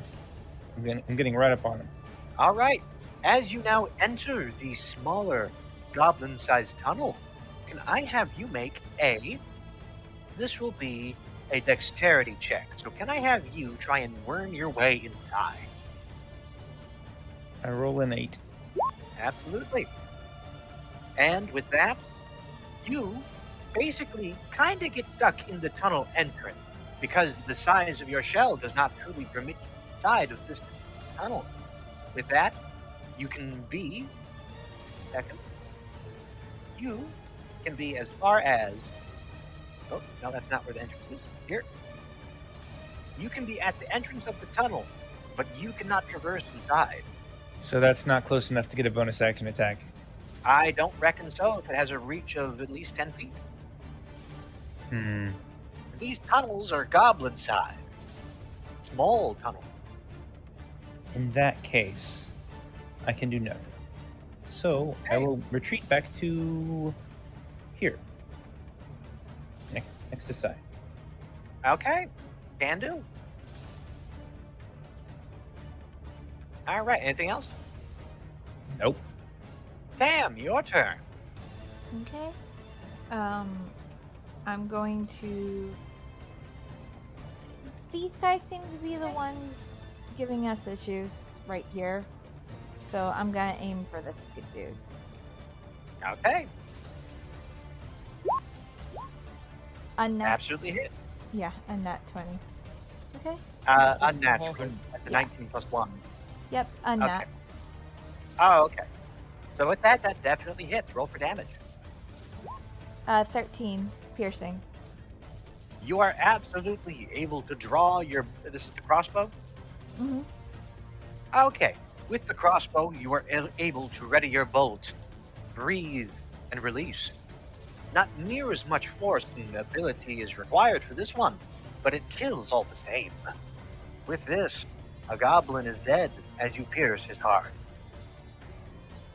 All right, anything else you want to do? Nope.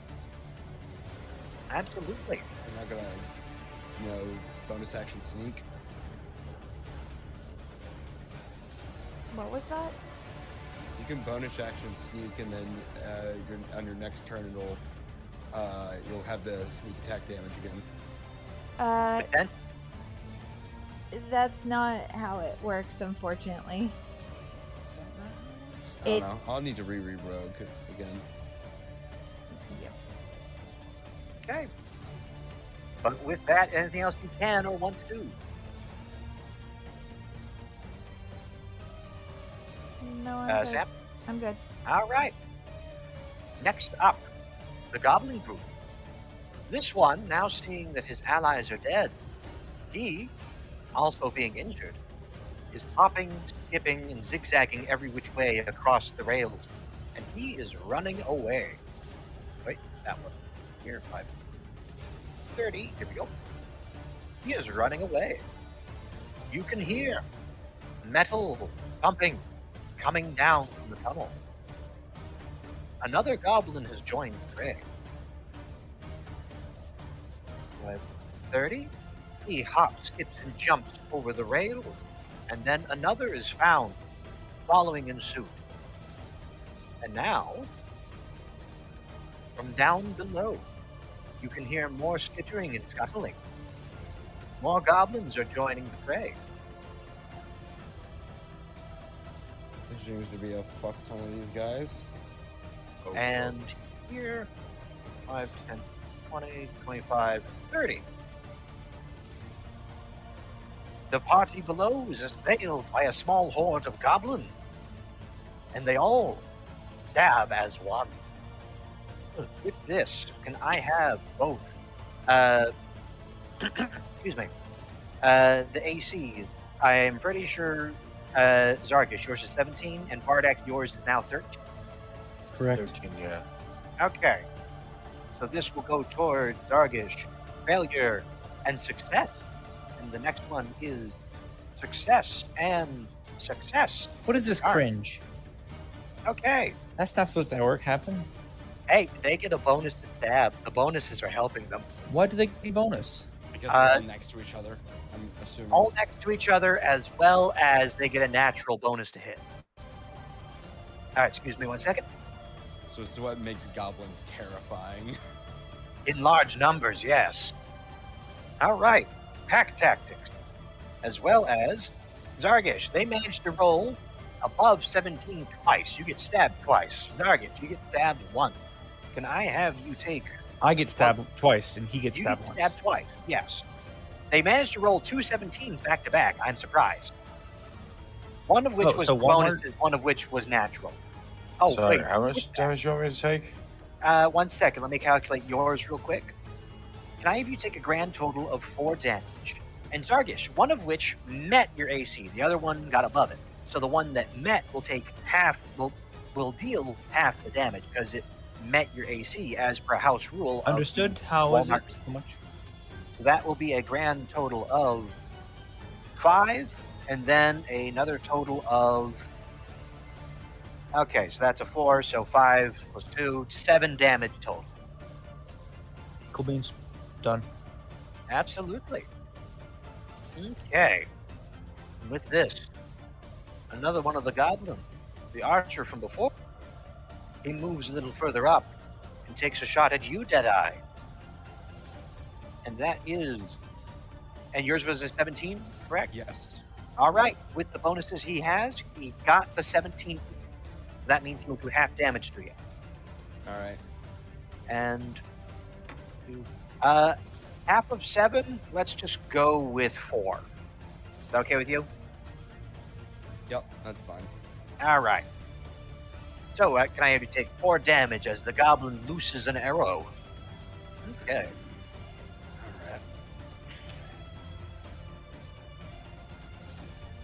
All right. And next turn goes to Deadeye. Your turn to retaliate. Give me a second. Let's see here. That'll hit 4 people, Potentially. potentially. That seems like a good deal. All right. So I'm gonna do the same strike again, and I am going to make. So you're it- hitting this guy in the front. I'm hitting this guy in the front first, and then it's going to be hitting these 3 afterwards. I would say that is not the case, actually. If you can see my arrow, if you're shooting this guy, it's going to go through 2 people. The The 2 silver people. guy here, I and then the see. goblin archer here. And Okay, then what it'll, if- I want to try and hit as many people as possible. then, in that case, you're going to have to move. Yeah, I'm trying to see where I'm moving to hit that many people. I could probably hit 3 people if I maybe get there. I suppose you can. Well, I'll do that then. I'll move myself over next to Sam and shoot forward. Okay. Actions. So Cinder. Go out and attack again. That's a 26. Yep, that hits.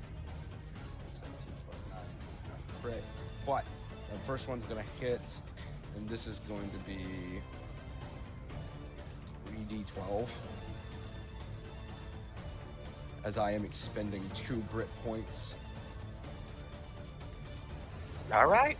to.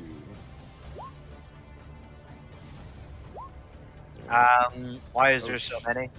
Oh, because it wasn't notifying that it was doing it. So take the first 3. So a 15, a 13, and an 8. Why is it 3? Because I am expending 2 grit points to do extra 2d12 damage. Okay. And this will be on 1 shot, so it will continue to do the same damage if I hit on the other 2 people. Are you sure that's how that works? Yes. Okay. It is a feature that it is only expended on 1 bullet that it will continue, but if I can stack trick shots on top of each other. All right, so it's 1 bullet that if it hits other creatures, it will do the same damage as the first hit. Yes, and the whole reason behind this is that if it, this is the first shot, so my gun didn't explode when doing this because now it tripled my misfire score. So if I rolled below a 6, it would have exploded. All right, then. But I didn't, so it didn't explode. So it hits this first guy. So now I get to roll. Let's see. Again, a disadvantage for the 2 behind him. For the 2 people behind him, yes. So I shall roll for that. 1, 2, 3, 4. All right, so that should be totals. Okay, so for the disadvantage one, for the first one, that'll be a 15 to hit. Is the first one hit? For the first goblin that's in the back, Yes. that hit. That one hit, and for the second one, it's a 10. A 10 hit.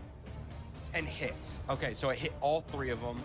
So now they all get hit with 3d12. Okay. 1, 2, 3. 1, 2, 3. Okay. Oh, okay. I thought you were saying earlier that the first score of the 15 plus 13 plus 8 is the same damage that goes through all of them. No, that's just all 1 damage of a d12. Okay. That's hitting that first goblin, and now the same bullet is traveling through the rest of them, and it's doing the same type of damage, which it'll be 11 plus 15 plus 8, Yeah. and then for the second guy, a 6 plus 10 plus 9. In the future, can I have you just roll 3 of the same die at once? Because going through all those individual rolls, because you're able to do that. Am I able to do that? Oh yeah, I see it now. I apologize. I'll do that for next time. Okay, because that's just less to keep track of. All right, thank you though. Okay. With that, But I'm sure it you are kills them. able to level your shot, and with this, You know your aim is true. You fire your shot, and you pierce the armor of the first goblin, who, in preparation, has already raised his shield. You blow through his shield, it spits out his back end. He is dead. The next goblin, it pierces his skull, and bone fragments and bullets land in the third. He is dead as well. Okay, That's and now for my pretty second close. attack. Oh, fucking God. I love it. 24 for the dude in front of me. Big one? Yep. Okay, roll. Or rather, it hits. Roll for damage. Yeah, and this is just a regular attack. So a 16. Wait. You have the reload mechanic, don't you? For a musket? For a musket? Yeah, you can only fire that. If I believe this is correct, for a reload weapon, that weapon can be fired once in one turn. Over the turn, you are reloading it. Such as like crossbow. Oh, yeah, I'll need to be higher. I'm used to playing this character as a higher level. Right. So the whole idea of reloading doesn't mean anything anymore. But yes, you are right. At such a low level, that would be the case. So I can. Because otherwise, you're switch not over. filling a musket within 6 seconds. I can do it with Ash though. She's still loaded. Absolutely. So yeah, ignore that. I will just. There we go. It's a D10, 14. A 14. Neat. Half damage is incurred. No, 14 is the damage. Oh, 14 is oh, right. You already got the 24. 14 is damage. So, with that, a shot is fired into the goblin, but his armor does not hold. He is shot with a bullet. He'll stand. Okay. Now, with that, is there anything else you can do? I mean, yes, I can, but I'm gonna save it, so that'll end my turn. Absolutely. I'm sorry for the headache that brings. Okay. But with that, Bardak, your turn. Sorry for the wait. What would you like to do?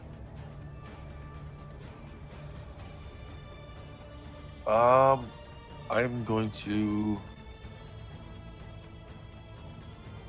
use my longsword on the goblin directly behind me. Alrighty. Roll for hit. A 15 hit. 15. Roll for damage. Oh, 6. A 6 does damage. All right. So with that, you are able to give a good slice to the goblin in front of you. However, his weapon catches the worst of it. He still stands. Okay. And Anything else? as a bonus action, can I give Zargish a bardic inspiration? You absolutely may. Does it cost a bonus action? It's under my bonus action list. As a bonus action, a creature other than yourself within 60. Yep. feet. Absolutely. Yeah. Go ahead. All And right, extend so, that charge. Sorry, say that again? You just have to click off the charge, and then you should be able to do it. Mhm. Basically, you have like limited uses. One of those is charges, and mark one of Yep. those off. And go ahead. Have done. Absolutely. And And that's the end of my turn. What exactly? Sorry, what? What does that give him? A +4 to something? For 10 minutes, this creature can add a inspiration die of 1d8 Okay. to their ability check, attack roll, saving throw. All right. So, Zargish, you get bonuses to your shit. All right. Oh goodness, what was the bonus again? +4 to ability and attack. Every No, single no, one no, of them, or just one? it's a 1d8. A 1d8 for Yeah. whatever you do. You get to add a d8 to it. Just once, or like? Yeah. It lasts for the 10 minutes, or is it a one-time use? Here, I'm just gonna read the whole thing. All right. As a bonus action, a creature other than myself, within 60 feet can hear you, gains an inspiration die. a 1d8 for 10 minutes. The creature can add it to one ability check. So yeah, I think it's one-time use.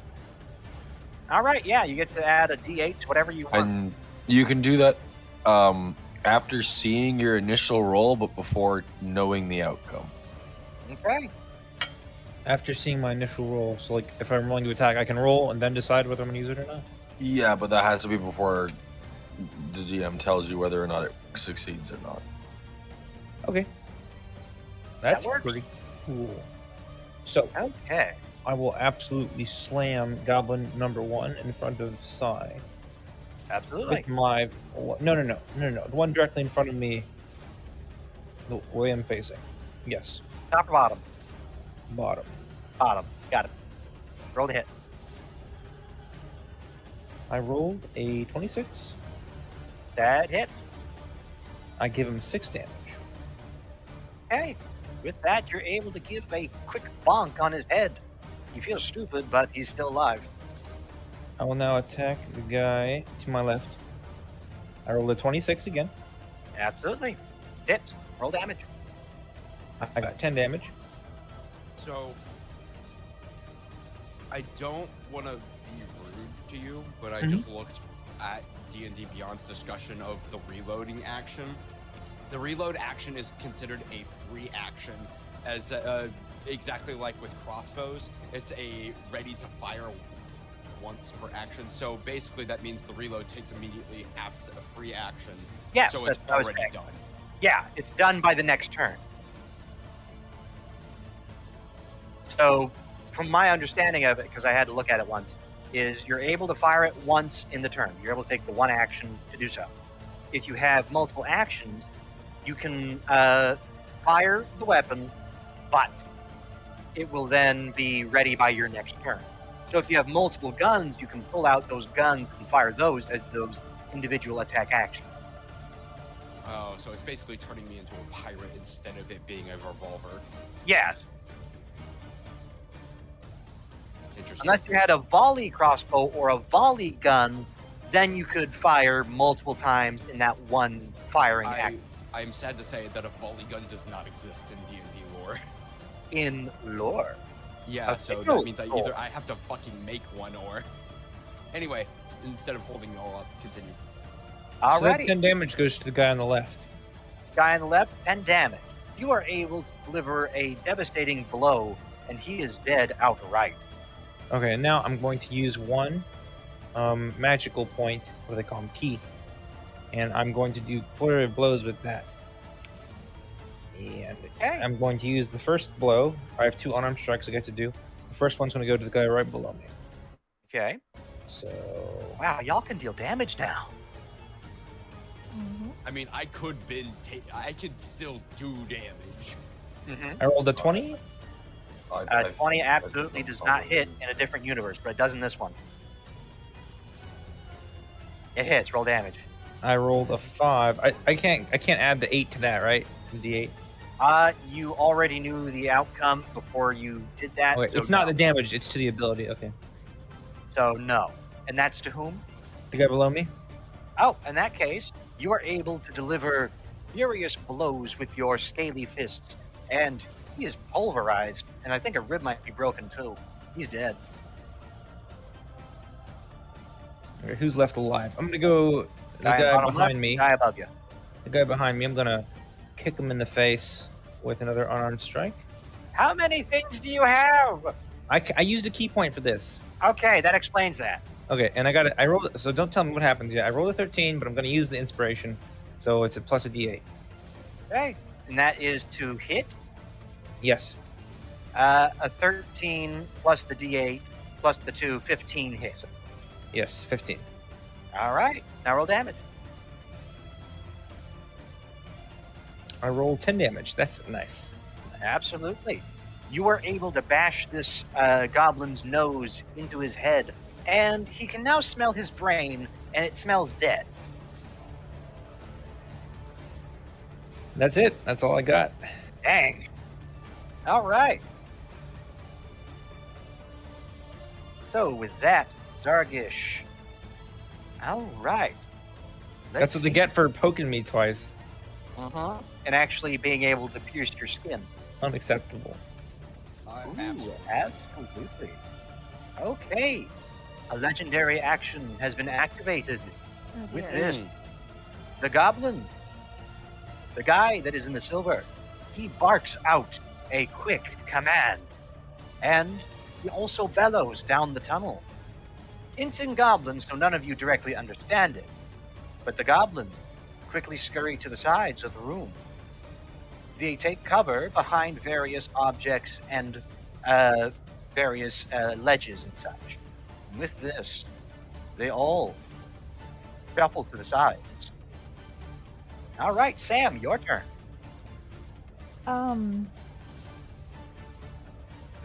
Go for the guy who went out for commands.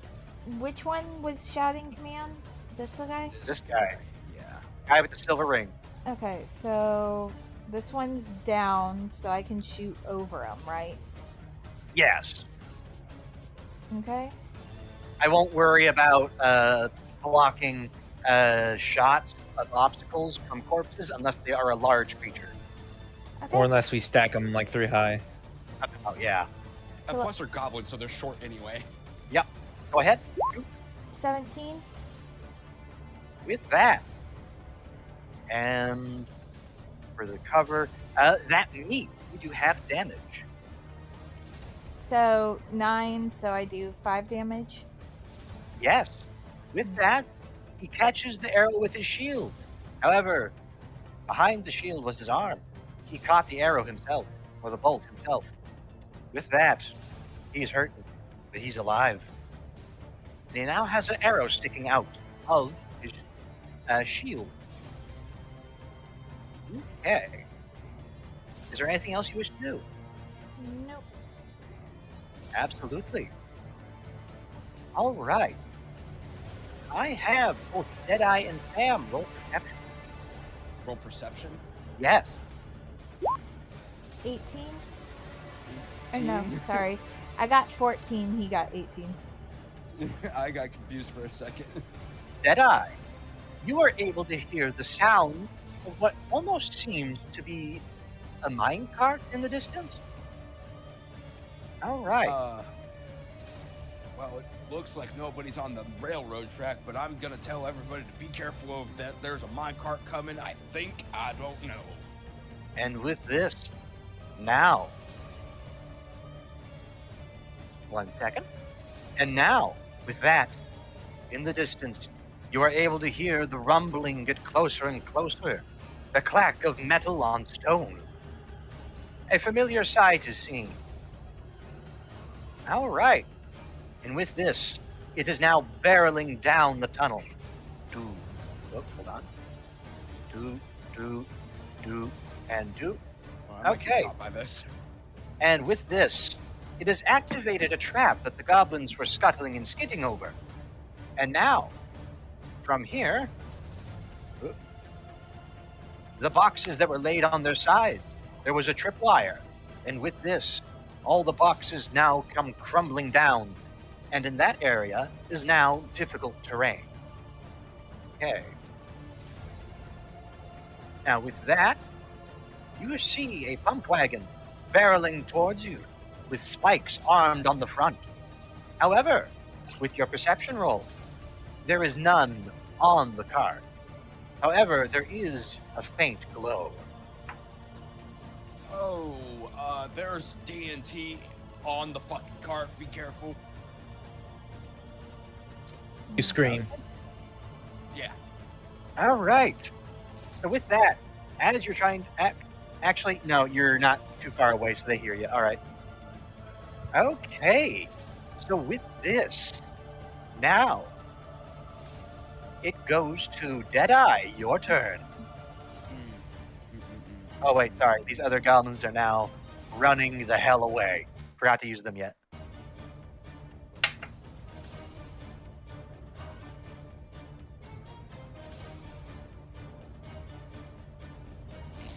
I mean, okay. Will I take damage trying to run past this? I suppose you probably would, but that really depends because there's a bunch of spikes on it. Right. I'm trying to be like move out of the way of it, so I don't know what like moving this way. Basically, there is 5 feet on each side of this cart, and each of those 5 feet get basically touched by it. So that really depends upon which way you're going. I guess like right here. Okay. So what? If I go right here, I can't be touched by it, right? I suppose you can, but you can now roll perception. Perception. Okay. No, 11 this time. Absolutely. With that 11, your suspicions are confirmed, but more is seen on the cart. You can see that there are several barrels with strings, and sparks are flying. However, you do see one goblin on the back rudder of this contraption. He is in robe. You can see that the goblin character, you can see that they are in robes of black, and you can see a crescent moon is on their forehead as an ornament to their hood. With this, you see a mad smile across their face as they are chugging along, pushing on the pump wagon to make it go further and further. Well, I'm gonna say sorry, son, but you need to die. Pull out Ash, and I take a shot. Absolutely. Sharpshooter. With sharpshooter, even a -5, that's a 20. That's a 23. 23. It says 28 here. Yeah, -5. Sharpshooter, -5. Oh, okay. So 20 yeah, plus 10 damage. absolutely. It hits. 19 damage total. The goblin is shocked, but it is unwavering. Fuck, I knew I should have fucking added an extra thing. Well, I can't do anything about it now because I didn't say I was going to. Okay. One of its arms, Oh, no, however, wait, no, is second plastic. attack. Okay. Regular this time. Oh, it's a nat 20. Absolutely. Roll for damage. So now it's 2d10. Getting a 5. Okay. 13 plus 4 is a 17 damage. 17. On top of that 19. As you whip out your guns and blast one and then the other, all of which meet their mark, bullet after bullet, the first one blasting through its arm and the other piercing its chest, you can see that its cackling smile is undimmed, and it still is moving on with one arm. This one is a devotee. Wait, after all that damage, it's still alive. So it's all that alive damage- after 17 and 19 damage? It is alive. How the This sounds like DM bullshit to me. Don't that worry. is insanity. This one is a very particular one. It took fucking over. No, don't. Oh, believe me, he is near death. He has to be at like 1 health point or something, because fucking hell. He's oh, at 30 damage total, isn't it? Or it's over that. he is at, what was the totals you had? 20, 19, and 17. A 19 and a 17. 36 damage. 36. He is a few away from death. I will give you that much. He is a few away from death. Absolutely. Okay. Now, anything else you can or want to do, Deadeye? Action surge. Lovely. And I'll take another fucking shot. Okay. An 18 does not hit. An 18 does not hit? Not for the current moment and what he's on, no. Okay. Okay. Last one. 24. 24 does hit. Roll damage. Okay. Wait. Action surge. That should only get you. That gets you one full action, correct? It gives me one full action for two attack actions again. Okay, just making sure. Okay, Yeah. go ahead. So 13 more damage. All right. With that, Where do you shoot him? Say where you're gonna shoot him. Where are you aiming? I'm gonna aim him in the dick. okay. Okay. Assuming it's a man. I'm joking. I'll shoot like the rest of his chest so he explodes. Okay. So with that, as you level another shot, wait, reload actions. Reload doesn't Okay. work. in that. Fine then. Fuck you. I'm going on the thing and I'm stabbing him with my short sword then. You may absolutely try. Roll a athletics check, because this is a very Why- moving Well, card. if it's moving, wouldn't it be acrobatics? I suppose so then. Doesn't help you. Okay. Wow. I just got like pushed to the absolute extremity. If- All right, so this goblin is still unfortunately alive. And with this, it now goes to everything. Bardak. What can you do or want to do? I feel so upset, man. Whatever. I'm going to halberd attack the goblin directly in front of me. Absolutely. 9.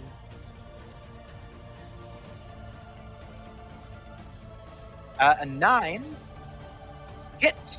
It meets, actually, so you do half damage. 3. All right, with that, the goblin's dead regardless. All right. He was very low. Okay, so you get another goblin kill. You are able to level your halberd and smack him, and he falls with the blade deep in his neck. All right. Anything else you want to do?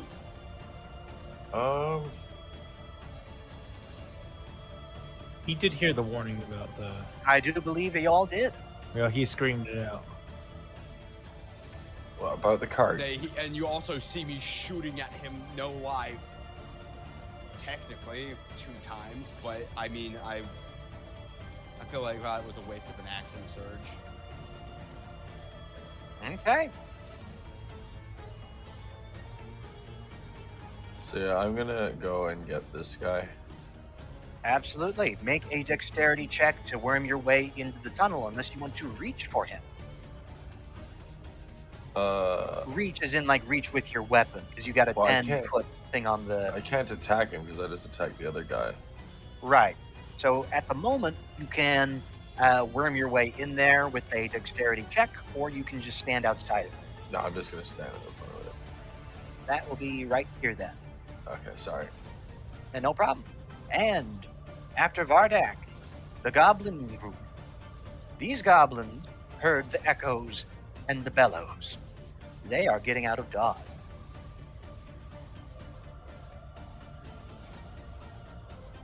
Okay. Now, with this, the legendary action continues.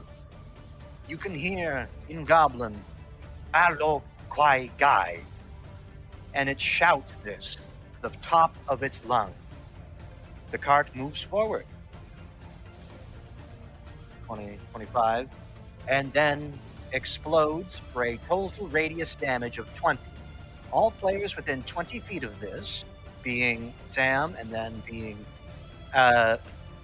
Zargish, can I have you make dexterity checks of 15? If you pass this, you take half damage. If you fail this, you take the full damage. So can I have both of you roll a dexterity check of 15? I'm Okay. down 11. And Is you it as well, save Sam. or a check? Save? I'm sorry. Okay. I keep getting those confused. My bad. 21. You pass. Now this will be a 3d10 for fire damage. If you have any vulnerabilities to that, please let me know. I don't think either of you do. Nope. So can I? 1 second. 3 ones. Ready 3 for ones. So that will be. Let me do Sam's first. So we'll do the half damage. So 6, can I have you count this up because I'm going to forget? Mhm. 6 plus 2 plus 6, 6 plus 2, 14, plus the additional 4. And that should be 14 plus 4, 18 total damage, being fiery damage, Why is it +4? because of the bonus of explosion. Okay, so I take half that or 18? You take half of that. So 18 minus half is 9. Okay. All right, Zargish. So I get a fireball to the face and I take 18 damage. Not you. I'm doing damage individually. Well, Oh. yeah, of course. 1. Okay. Because there are a bunch of spikes and shrapnel, I should mention this, sorry. It's okay. That's where the additional damage is coming from. Because there were a plethora of spikes and other shrapnel goods on this card. All right. So that will be a 5, and a 9, and another 5, plus 4. So 5, 5, 10, plus 9, 19, 19 plus 4 is 23. Can I have you take 23 fire damage to the face? Me? Zargish? Yes, you, Zargit. I take 23 damage. Total. Yeah, 23 damage.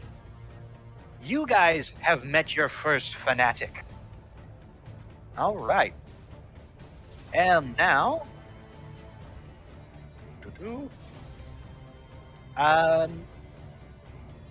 So Sai went last, Vardak, and the goblins turn once again.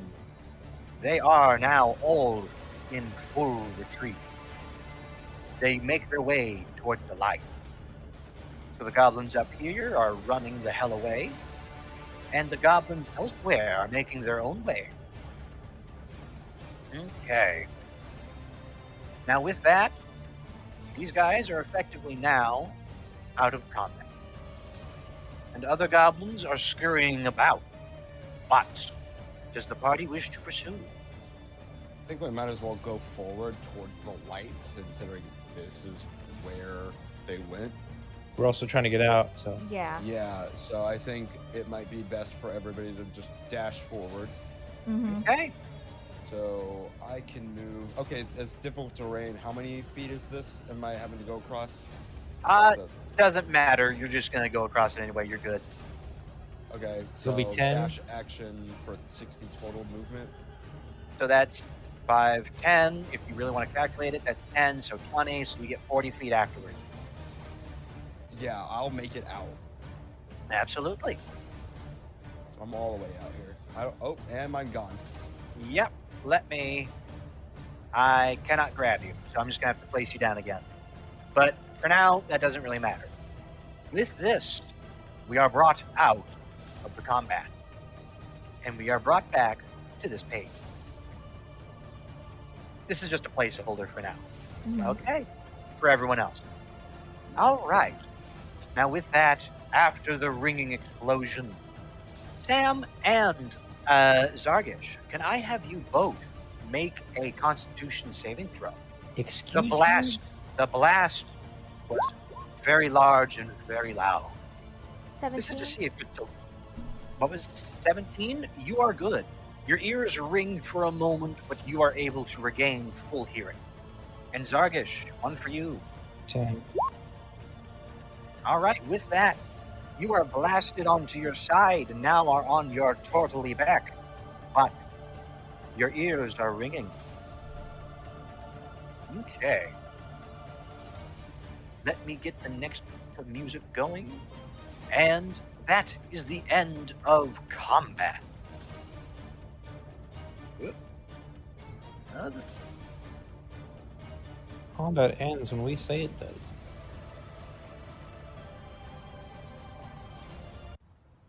Okay. Alrighty. All right. So, Deadeye. Ahead of you, you are able to see the goblins are in retreat. They are making their way towards the light. What do you wish to do? Can I reach them in time? You are currently dashing, but as they are scuttling away, you are able to take at least one confident shot at. I'll take one and shoot him in the kneecap. Absolutely. With this, roll to hit.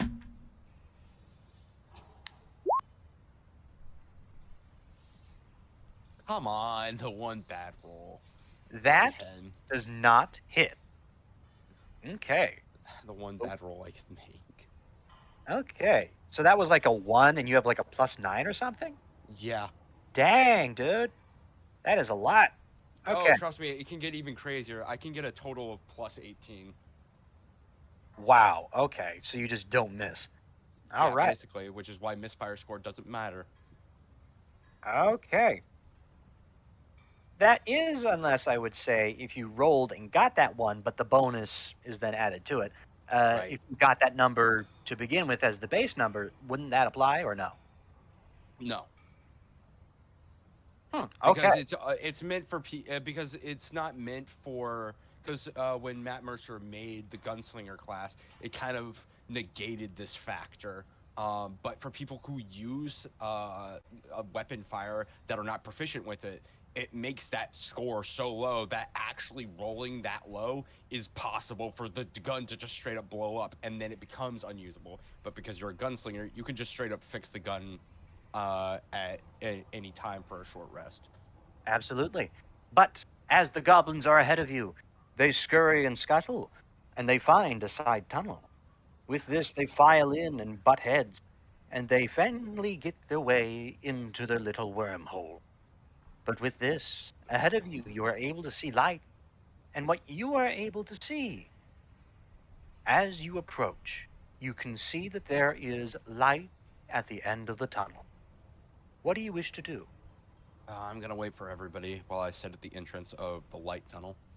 Absolutely. Now, what does everyone else wish to do then? Like, I'm waiting for everybody to catch up with me. So I want to get off my back and then limp back to my Make a comrades. dexterity check for that then. Get off my ass. Yes, get off your back. You're a turtle. Maybe Sam could help. I was about to say I'll go over and help. Absolutely. Can I have you roll a strength check then, Sam? I rolled 11 All right. dexterity. 11 strength. All right. With that, you are able to seesaw him back and forth. After the fourth seesaw, he is able to right himself onto his feet. And Vardak, what do you wish to do? I'm just going to join the rest of the group. Absolutely. Okay. So, with that, what does the party wish to do? Goblin bits are lying about, there are crates and other things, and tunnels have yet to be explored. I'm sure Is there that anything the party wants to do? I'm sure we want to get all the hell out of here. We certainly can. So what I, does everyone want to do? with my ears still ringing,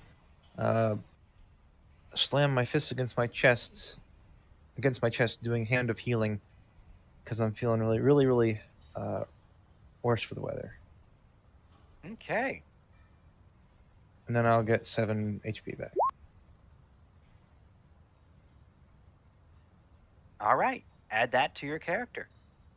Okay. Let me grab one thing real quick, and I'll be right with you. All right. Okay.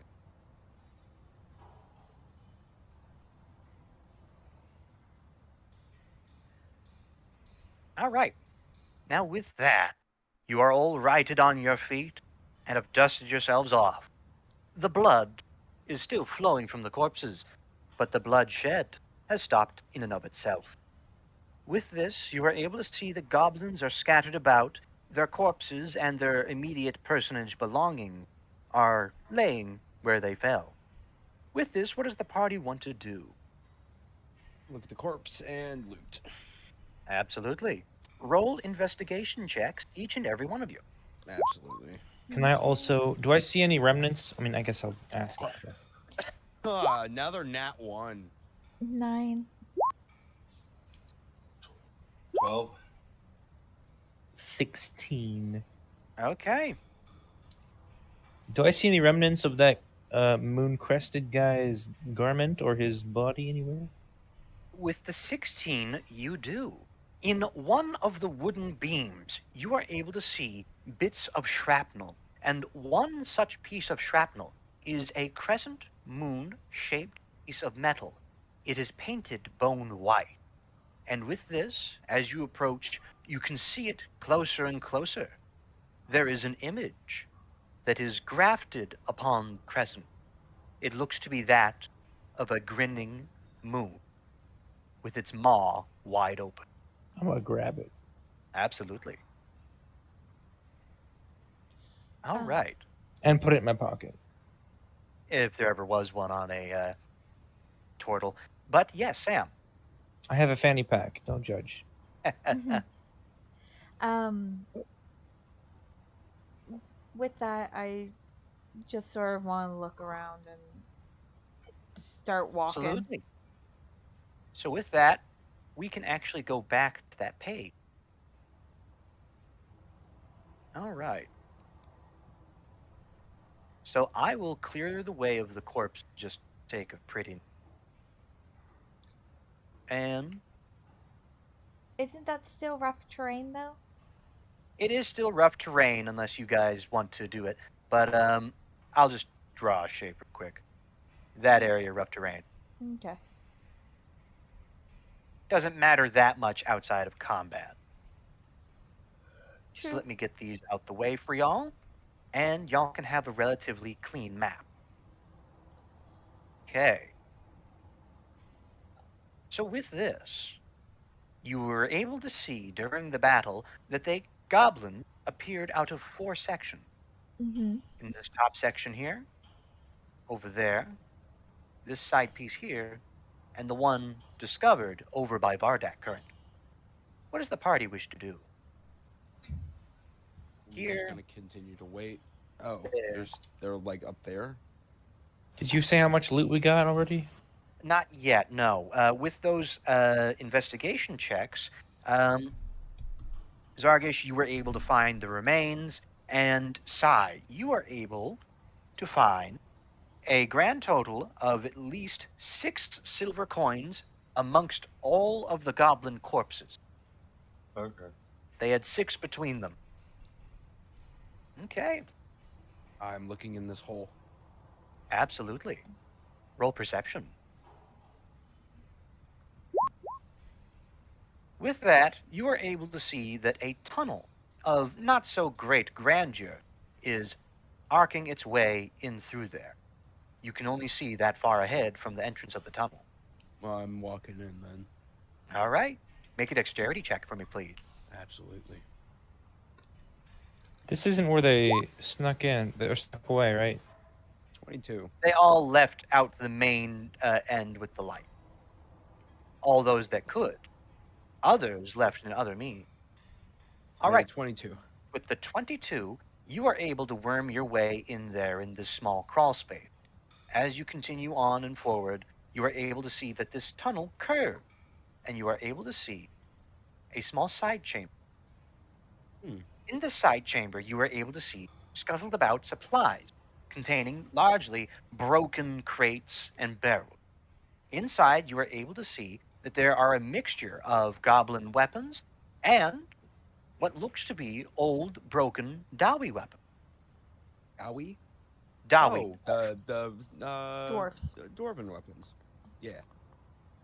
You can I'll see pocket a other basic equipment such as mining pickaxes, several mining helms, and you can also see, with perception, or rather investigation, what else? 13. With the 13, you are able to see that amidst some of the wreckage, you can part some of this wreckage and you find a small coin purse inside.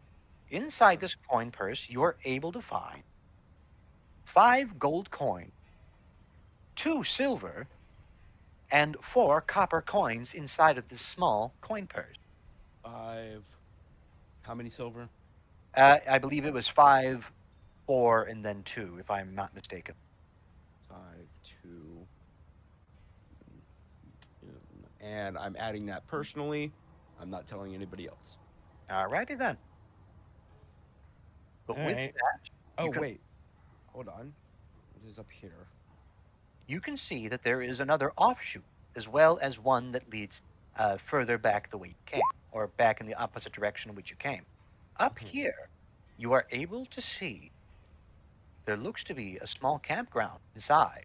you can see that there are a mixture of crates and barrels that contain light food rations, and you can see that there is a fire that was very recently put out. The embers shine very faintly. Okay, I'll let everybody else do what they want and explore, and then I'll come back to me. Okay.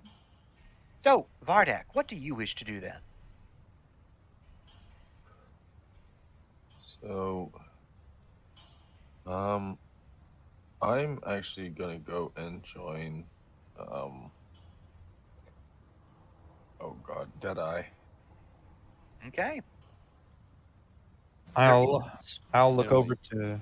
Incidentally, you should go through here. He doesn't know that. Oh, I mean, I can't see that apparently. Oh God! All right. I will look All over right, to now you Sam and make a ask her. dexterity check to get in there. Yeah, I didn't even tell anybody I was going through here. You need a dex check? Yes, to get in through this little tunnel.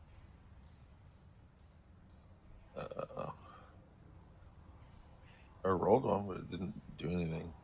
Uh, There we 18. go. You are able to get in into this tunnel, but with small amounts of difficulty. All right, so you're able to traverse these little caves. Real quick, do you mind if I call over to Sam and ask her if she wants to explore this tunnel that I have discovered? My Certainly may. south, I guess you could call it. Okay. So Would that be Vardak, something you'd be interested in, Sam? Not really. We can, but we need to get out of here. We need to not be spending time on these tunnels. You know what? It sounds like a good idea. I'll just join Sam and wait for our comrades to come back. okay. All right. So Vardak, back to you real quick. You are inside a small chamber, of which is littered with crates, barrels, many of which look to be opened and or broken. What do you wish to do? I'm just gonna look into them just to make sure they are empty. Absolutely. Roll investigation for me, please. 24, with so that's that, not 20. You are able to dig into some of these crates and barrels, and you can find that there are food scraps, bits of armor, and you can see that there is an amalgamation of chain, of which, upon inspection, looks to be a chainmail shirt. Looks like they grabbed the top of someone. I'll grab that. Absolutely. All right. And I think that is it should be a light chainmail. So that will bring up your AC by a few points, I think. Okay. Okay. So you can add a light chainmail shirt to your inventory, and you can swap that out and wear it if you like. Outside of that, you are able to find, amidst some of the crates and barrels, behind one of them, you are able to find a hand axe of +1 dwarven make.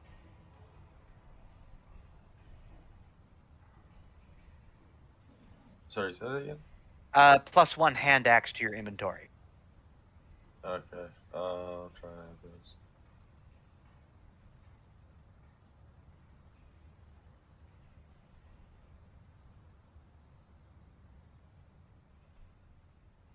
All right.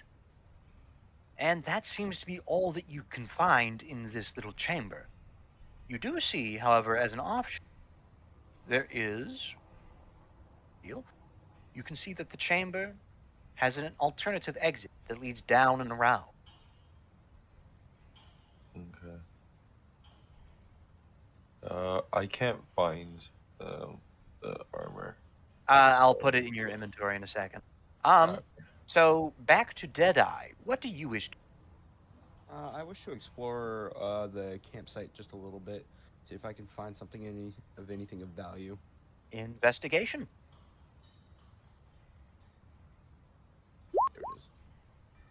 All right. 22. There we go. With a 22, you are able to see that there are a variety of packs and barrels. Some of the food scraps look to be of goblin ration, of which looks to be old bread, most likely stale. But you can also see that there are several potatoes inside one sack. However, in a different sack, you are able to see, after rummaging through, it looks like a small explorer's path. You are able to find 2 minor potions of healing, as well as several pitons or pitons, as well as It's another Pythons. python. I had You to will look also that up, be by the able way. to find another length of 40 feet of rope. Yeah, when I first started playing, I had to look that one up because it was a weird word. Um, minor.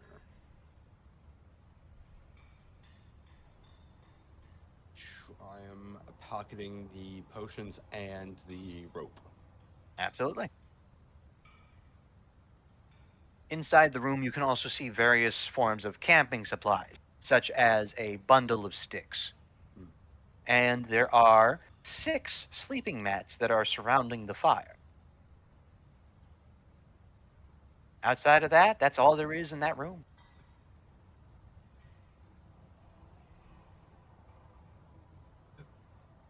All right. Well, doesn't look like much of anything. Can you tell me the potion again? I apologize. 2 minor potions of healing. So it should be like a D4 plus 2. I'm trying to find it specifically on the thing. It may or may not be an official item. It should be. Yeah, it definitely should be. I see superior. It should be just a. Hold on, let me put a potion of healing. Okay, there's greater, superior, and supreme total, and the greater healing potion is just a D4, 4d4 plus 4. But I do not see It's a like a minor D4 plus 2. D4 plus 2. Yeah. These are minor ones. Yeah, I don't see it in here, so it might not exist. So I'll just have to create them. Okay, I've used that a lot in my other group. But anyway, you can just add 2 of those items, and those can go either towards the party or you can pocket it yourself. I'll pocket one myself and then give it to the others to you guys. Okay. And with that, that seems, if no one else wants to explore any further, that is all there is to see in this immediate shaft and tunnel. Okay. And I do believe we are about at a 2-hour mark with a little bit more to go until we hit 7. Is there anything else we want to do, or do we want to do a quick little break and then come back to the rest of this? Or shall we just shovel through the rest as we only have 45 minutes left to go? I need just a small break to use the bathroom. Would y'all like Absolutely. to leave this place first, or do you want to do that after the break? No, like I need to go now. So Okay, break time. All right. In that sorry. case, let's do a quick 5-minute break, and then we can reconvene. Okay. Sound good enough? GG, easy. All right. So in the meantime, are there any questions, comments, or concern? You doing good, bro? I am doing all right. I think I need to use the restroom myself as well. Don't rest too long. All right. And if I may gloat for all of 2 seconds, this is another map of my own making. I want validation, please. It does look good though. I could tell. Yay. I could Thank tell. I could tell. Thank you. I'm so humble about it. Yeah, Thank you. the quality was like, you know, a lot lower than usual, so I assumed. Oh, emotional damage. Oh, let me grab that meme real quick. Hold on. Hold on. Just to rub it in. Said the guy who's using a mother's love as a weapon. Touche.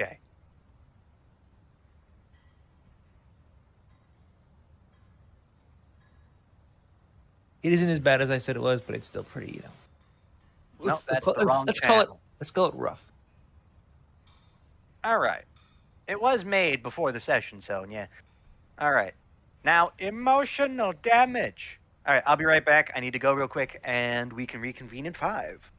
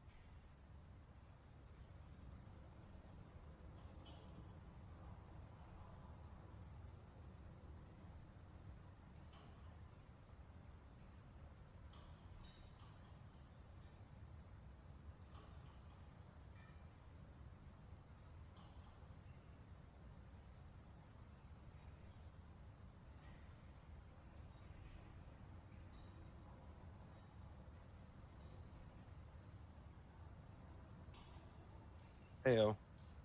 Hey. As is using the head real quick. Head.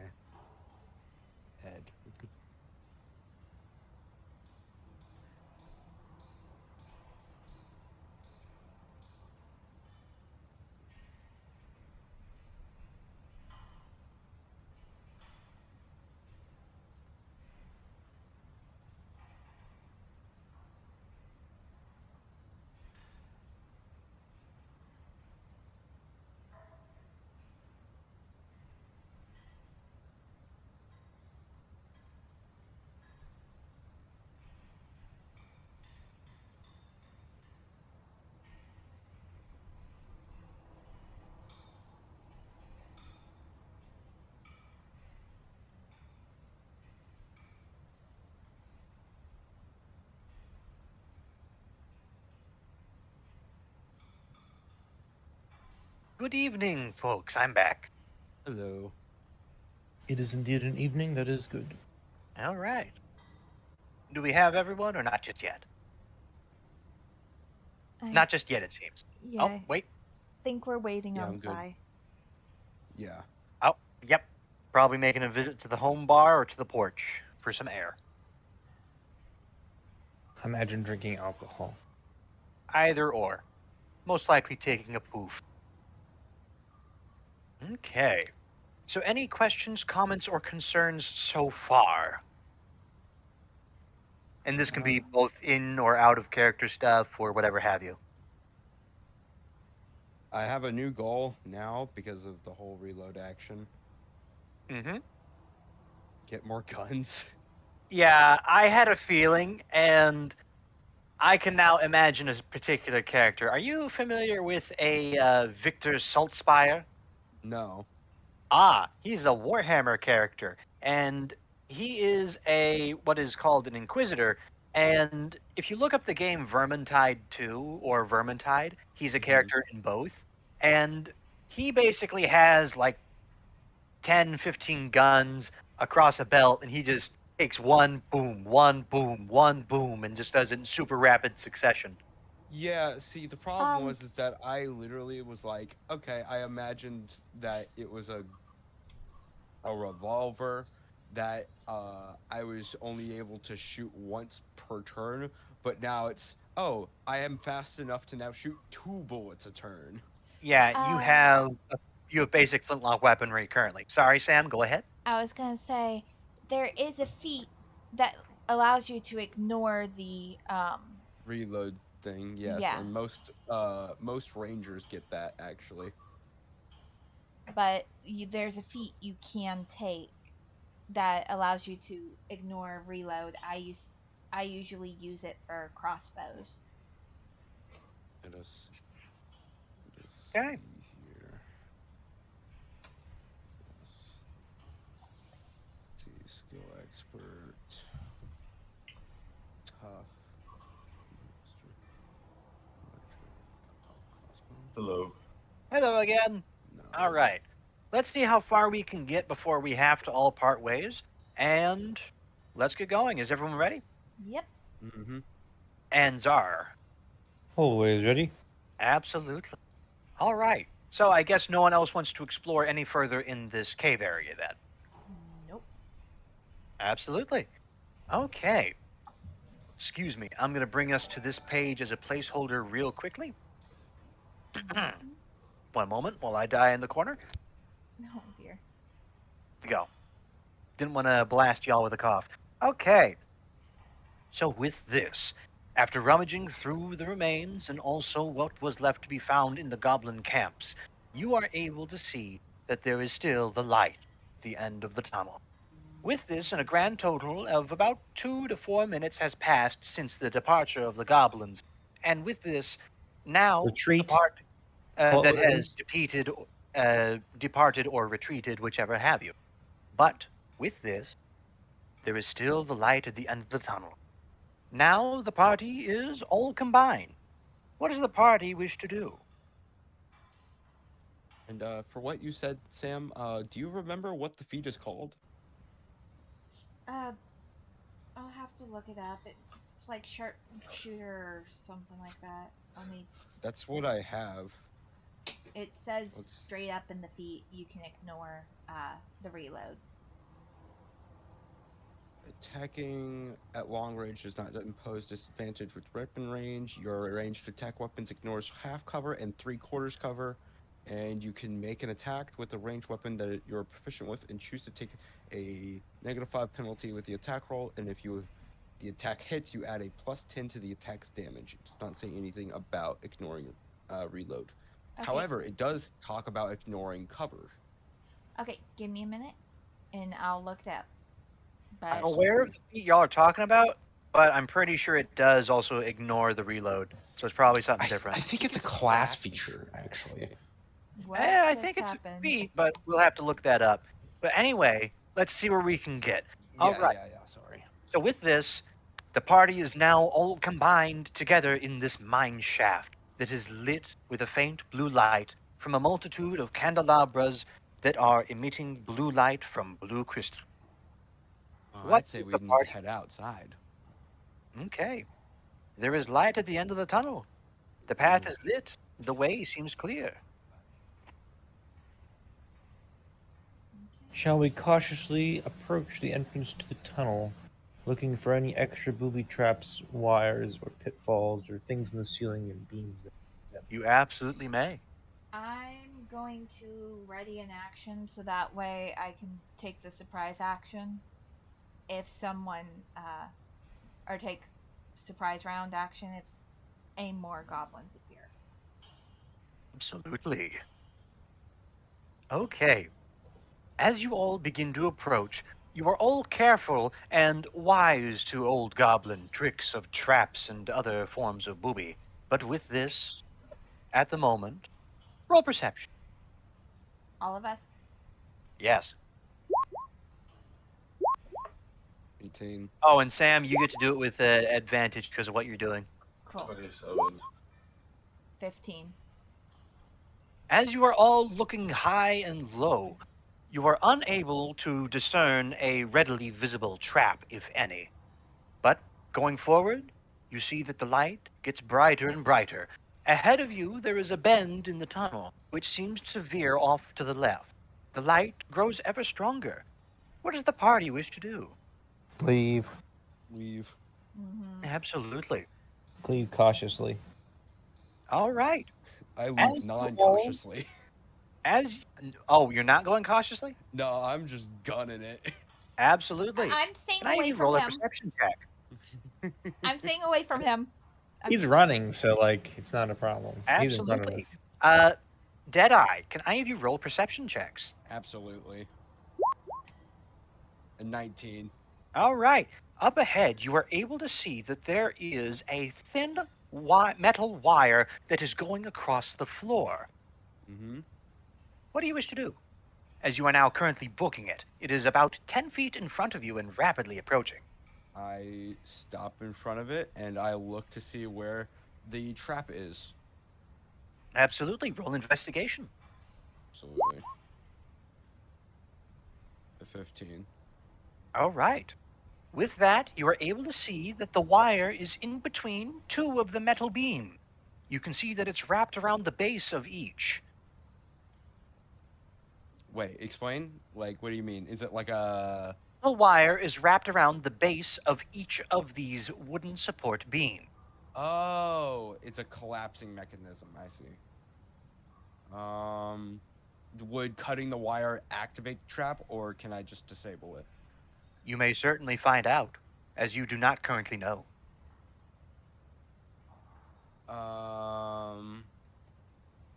So we catch up to him, right? At this point. Yeah, and I pause At with like this point, wire, you've all collapsing see- mechanism. Wire, collapse mechanism. How about no? I say as I step over it cautiously. Yeah. Be careful, there might be more. Step Okay. over it. Of course. Absolutely. Roll additional perception checks as you're placing your foot down. Me? Yes, I got 21 before he does it. absolutely. I rolled In a the 9. faint light of the blue crystals, you are able to see additional wires placed every so often. This first one, however, is placed not but a foot behind the first one. So I stop him, point out at the second one. There's another one right there. And then I guess I'll like continue to point out which each and every one that we come across until we get the hell out of here. We've all been cautiously standing. So when I see this, I look down at it, and what does the mechanism look like to me? Roll investigation, as you can only currently see the wire in question. I rolled a 5. With that, you see a wire. Goes Cool. into the wall, it looks like. I'll turn back. Shall we just be careful and step over these, or what do you guys want to do? If we actuate them on purpose, we could cause a cave-in, and we'll lose Yeah, our... and we need to just get the hell out of here. So I'd say cautious and carefully just get around all of this and then get outside. I'll say, how about we go one after the other? We follow the same place that everyone else has. So if one person steps over in a certain place, they know it's safe. There's not any fancy extra hidden thing. Yeah. So I guess I'm already stepping over. I'll be the first Yeah, person. you're being the first person to go. Okay. And then Okay. you guys can come in. Make a dex check for me real quick. Oh, you make a dex check. I can, I'm but fine. it'll be against you. What am I do? Slip on the fucking gravel? I rolled Probably. 24. Absolutely. You are able to step over both the wires without any fault or injury. Of course not. It's walking. Okay. I'm pretty good at walking. Who's next? I'll go. Absolutely. Another dex check for me, please. Absolutely. And thank you, Crimson. What's the feat called? So I can look it up myself. It's specifically, there are 2 of them, but the main one that I was looking for was firearm specialist or firearm expert.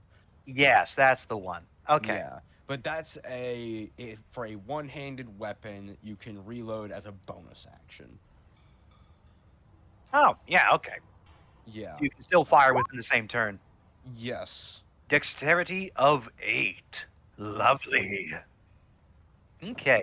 For As Deadeye. you step over the first wire, the light is not catching on the second. You step on the second wire. The wire breaks and nothing seems to happen. I'm so ready to just gun it through the rest of these just because fuck this entire ordeal. We're literally, all of our attention is just going to the wires that we're all being very particular about looking Can I at. roll the advantage since we're literally being so fucking careful? It's already been done. The second wire is broke. And All nothing right. happened? Nothing happened for the first wire. So or we at least noticed rather that the second wire from which you stepped over. we noticed that he stepped on Because a you wire. already know the first one. You've already now stepped on the second.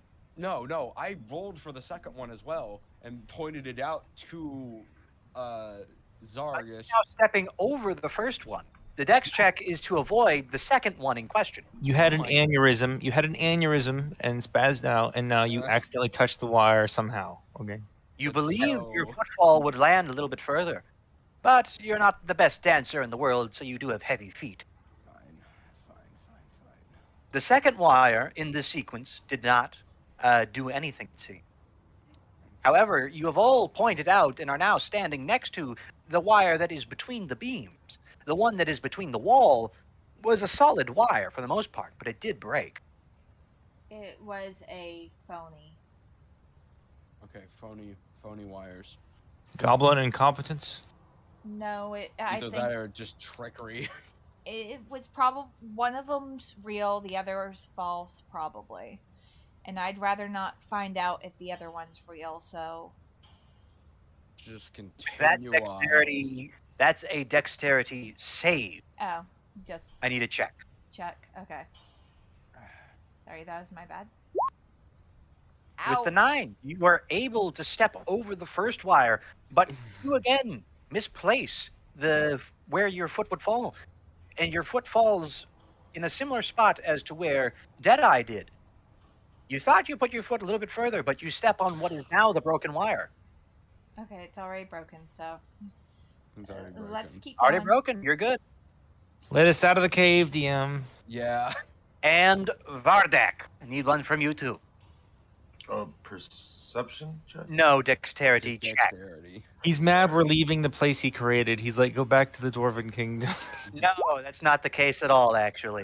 Totally not. Of course. 10. You were able to step over, but again, your foot, you don't believe, or rather, you thought you put your foot a little There's further. some magical bullshit going on. Okay, you basically, you put your foot in the same spot where the other broken wire is. Okay, go ahead, next one. I feel like either this is follow the leader or some weird bullshit's going on. What the hell? And finally, Zargish, I need a check from you. A dexterity check? Yeah. Cool. Who wants to jump on my back so we can do one less dex check? I Dear. don't mind taking a break. Okay, let's hurry this along then. I rolled a 22. Do I misplace my feet? You do not. You are able to view the mistakes of your previous comrades, and you are able to leap just a little bit further. Okay. Wait, this is the first wire still? You are able to leap over the first wire and I was not in the- land on the second. I was the first person in line, bruv. Oh, never mind that. My bad. Yeah. Okay, so everyone is now across. With that, you are all able to approach cautiously closer towards the light. With this, everyone roll perception real quick. Oh dear. This is a goblin cave. You should know this. 7. 21. 22. All right, Deadeye and Zargish, you are able to see ahead and see that there doesn't appear to be anything else in the way. The light at the end of the tunnel is now an open entrance to the world, the upside. I'm sprinting. Yeah, you know what? I'm totally with you. I sprint with you. Absolutely. Okay. How far away is the entrance? How far away is the entrance? At this point, it looks to be about no more than 50 feet away. So I can 50 sprint. feet. Yeah, I no. can sprint 80 feet. Yeah, I can sprint 60. I'm gone. absolutely. Both of you roll another dexterity save. Or rather, dex check. You know, this one would be a save. So is it a save or a check? Save. Save. I roll a 9. I rolled a 10. Absolutely. In your hustle and bustle to run out of the cave, you both stub your toe, and you both fall over on your face. Not to be too hasty, young one. Let's just This get out cave- of here. This decent cave pace. is madness. It's cursed. This All cave right. is cursed. Okay. Now, with that, that is all that is left inside this cave. DM, God to subject moment. There is nothing else in here. Y'all are free to get out. Please. Okay. Do I have After to take? you two Do I have to correct- take? Do I have to take 1d10 damage? Because I remember I No, held no, a little coal before, and I took like a bajillion damage. for You it. lit a frickin' piece of coal on fire in your hand. You've never lit coal in your life. You don't understand how it works, you fool. It was dry coal. It went poof. Anyway, old wounds, which are now healed. You are all able to get to the end of the tunnel. You are able to see the light on the outside. After your eyes adjust, you are able to see that it is about late afternoon. You can see outside, which brings us to the next page. With this in your current vantage point, you are able to see you are upwards in a mountain. You are about midway through the side of a mountain, and there is a cave that leads out. You are able to see in your surrounding area. You can see many rocks and cliffs and other footfalls, but you can see now below you that there is, next music, / skip. All right. But with that, you are able to see ahead of you that there is the hunting cabin from before. You are able to see that you are halfway up the mountain from where you currently are. From around you, you can see that there are footfalls, cliffs, and other foot landings, of which seem to wrap around most of the mountain, all of which look to be natural. But below, you are able to see a large house surrounded by what look to be metal gates with stone pillars, and those stone pillars have studs in them from this distance that you can see. This is the same one we saw before. We recognize it. Yes, you recognize the building. But you are also able to see the surrounding area. You can see that this area is perched on a cliff up in the mountain foothill. And you can see below in the far distance, you are able to see the village of Karn. From here, you are able to get a whiff of the fresh breath of air that is the mountain air, and you can see the streams that arc around and down from the mountain.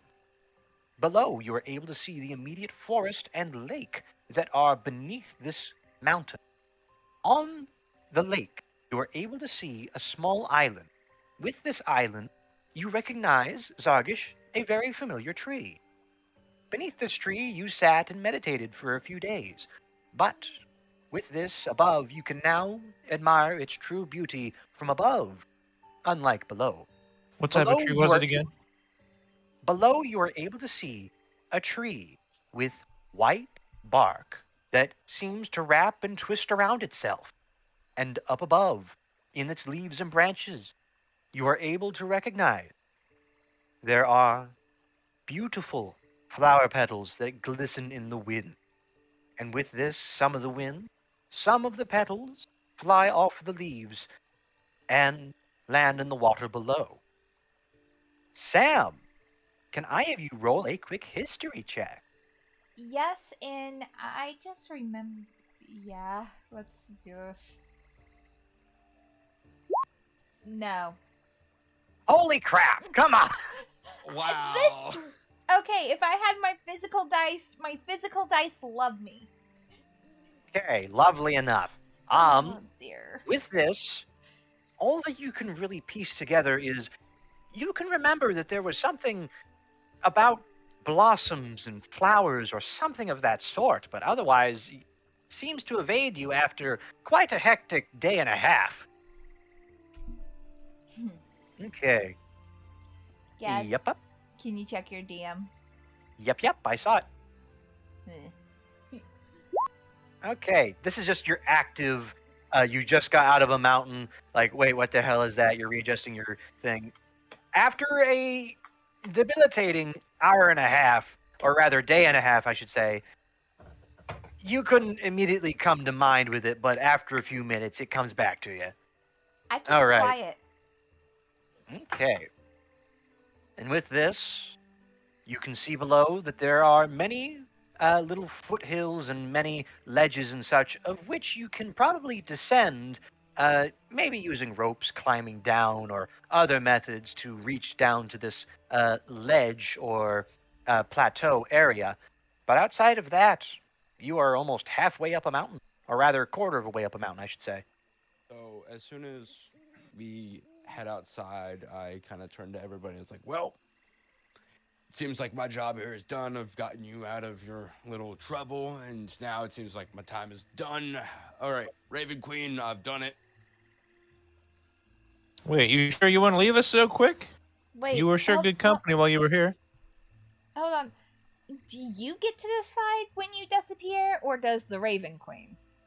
She decides, but usually it's kind of a formality when I help adventurers that I end up usually leaving after their job is done. And, well, now it seems like she... As you are having this conversation and explaining all of this between yourselves, you can really see that there seems to be nothing that seems to be of any arcane nature. There is a change of wind, but that's mostly a downdraft from the mountain. You feel a light chill, but outside of that, there's nothing that seems out of the ordinary or directly arcane or anything of godlike nature. I don't like that Seems house. you are not done. That's strange. Usually she teleports me by now. All right, then I guess I'm sticking with y'all then. Okay. So let's get down to the house, and we'll stay there Sure. the night, and then explore. He still got the Is there fish, a right? problem with the house? Like, you talked about it before, like you didn't like it. Like, there's something wrong with the house. It's creepy, and we found some stuff in the house that I didn't particularly like. So, What? yes, us Would you staying like to there is explain? probably the safest thing for tonight. But it also gives us a chance to explore tomorrow and then head out. Yeah, go ahead and show him that fish you said you got. fish. Fish? Yeah, the fish thing. Are you talking about Are you talking about the thing in the jar? Jar. That Are you talking about the thing that I have in a jar? Yeah, Yep. what's it? What'd you call it again? It's Tiephuses. What the hell? Yeah. 'Cause it Want to just show shows it to him? teeth.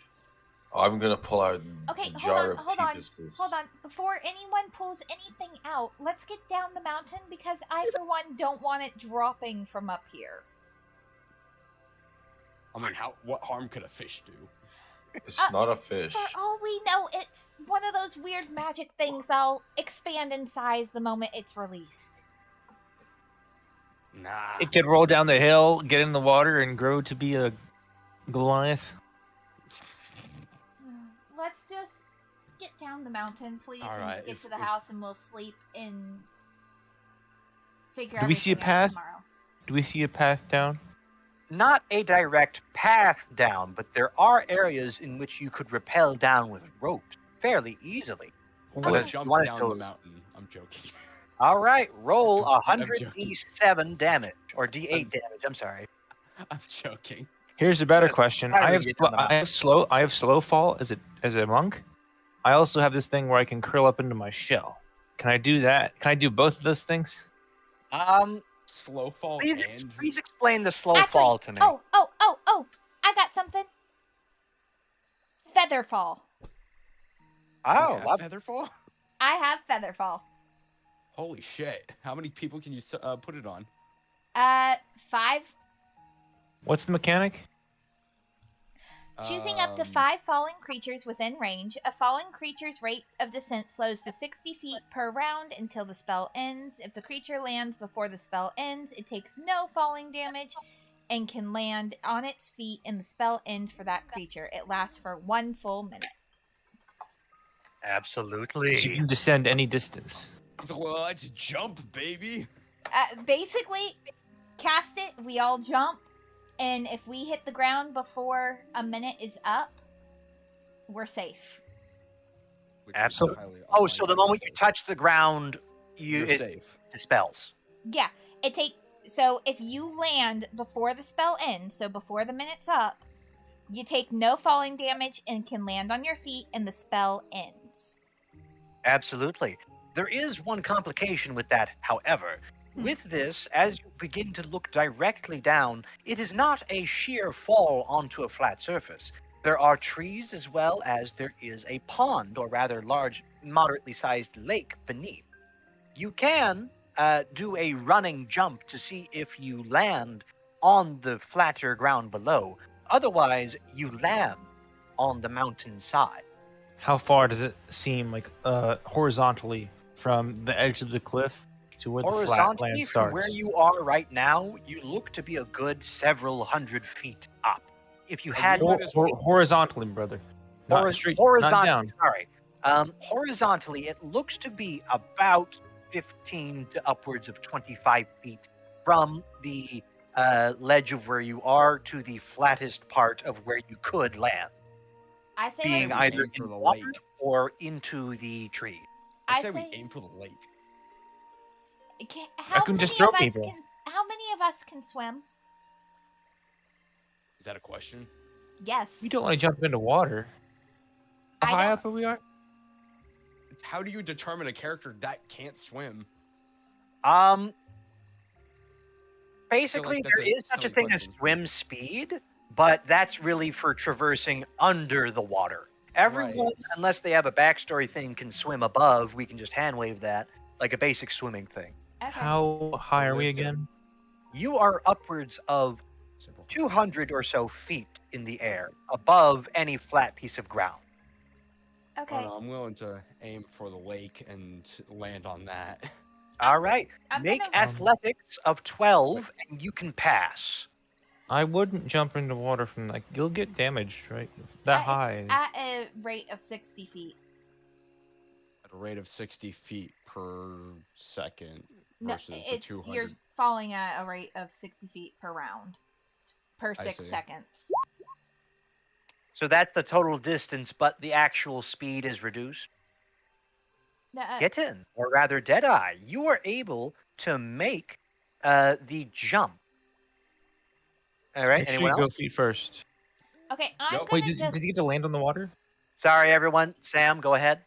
I'm just gonna. I've already cast it on everyone. I back up and take a running leap. Absolutely. And with this, you are allowed to make a +4 to your roll. +4, and this is a acrobatics. Acrobatic. Athletics of 12. Athletics of 12. I did acrobatics. I'm sorry. So that's a 10. +4. With that, you are able to catch on one of the weeping willow trees that are next to the lake. I'm You okay land with in the this. tree, but with that, can I have you roll 1d6 damage for yourself? I'm okay with this. I can deal with that. Okay. 3. Basically, you land in the tree and kind of go oof as you land. All right, with that athletics, Zargish, you are able to take a running jump and you are able to swan dive gracefully as your training has now permitted you. And you land in the water with a plunk. All right, all that's left now is Vardak. So just a. Okay, so you need me to do a athletics. Athletics of at least 12. 18. As you rear yourself up, you are able to take a running start. You leap, and you feel almost as light as a feather that's falling 60 feet a second. And you make a devastating splash into the water below. If there were any judges, they would at least rate it as a 7.5. Okay. Mine wasn't so graceful. I like walk out of the water like Michael Myers from the lake. Or no, I mean from like. Okay, Jason guys, Voorhees. let's get everyone jumped because I gotta go. All right. With that, everyone has jumped into the water, and just about everyone makes their way to shore. The only one not wet currently is Sam, as that person has landed in a tree. Which You are I'm able okay to with. jump out of the tree. You were able to jump out of the tree Did- and make your way around. Did I jump yet? Okay. Ah, Yeah. I already jumped. That was the And first part. My arm seems to be missing. Hmm. Oh As wait, you- there it is. And take Yeah, the as you skeleton look arm around, and you pop can it in. see it washed up in the sand. Yeah, I take the skeleton arm and I pop it back in. There we go. Oh, it's a skeleton arm. Yes. Okay, I thought it was like half zombie or something It like is that. half zombie, but the arm is the only part that's skeletonized. Okay, so with that, you are all along the shore. 3 of you are wet and are now cold. 1 of you, however, is dry but a little bumped up. With this, in the distance, through the wood, you are able to see a set of wrought iron gates. What does the party wish to do? Bust open the gate. Go to the house Absolutely. and sleep for the night. FBI, As open you up. approach the gate, you are able to see that the gate lock is wrapped in chain. The For fuck's same. sake. Absolutely. You want to shoot that? Yeah, I point blank at it. 1 second. Is this how it was when we were here before? Yes. Wait, how Y'all did we left get roll- out if it was locked out? 15. There. Absolutely. You blast apart the chain on the lock. Okay.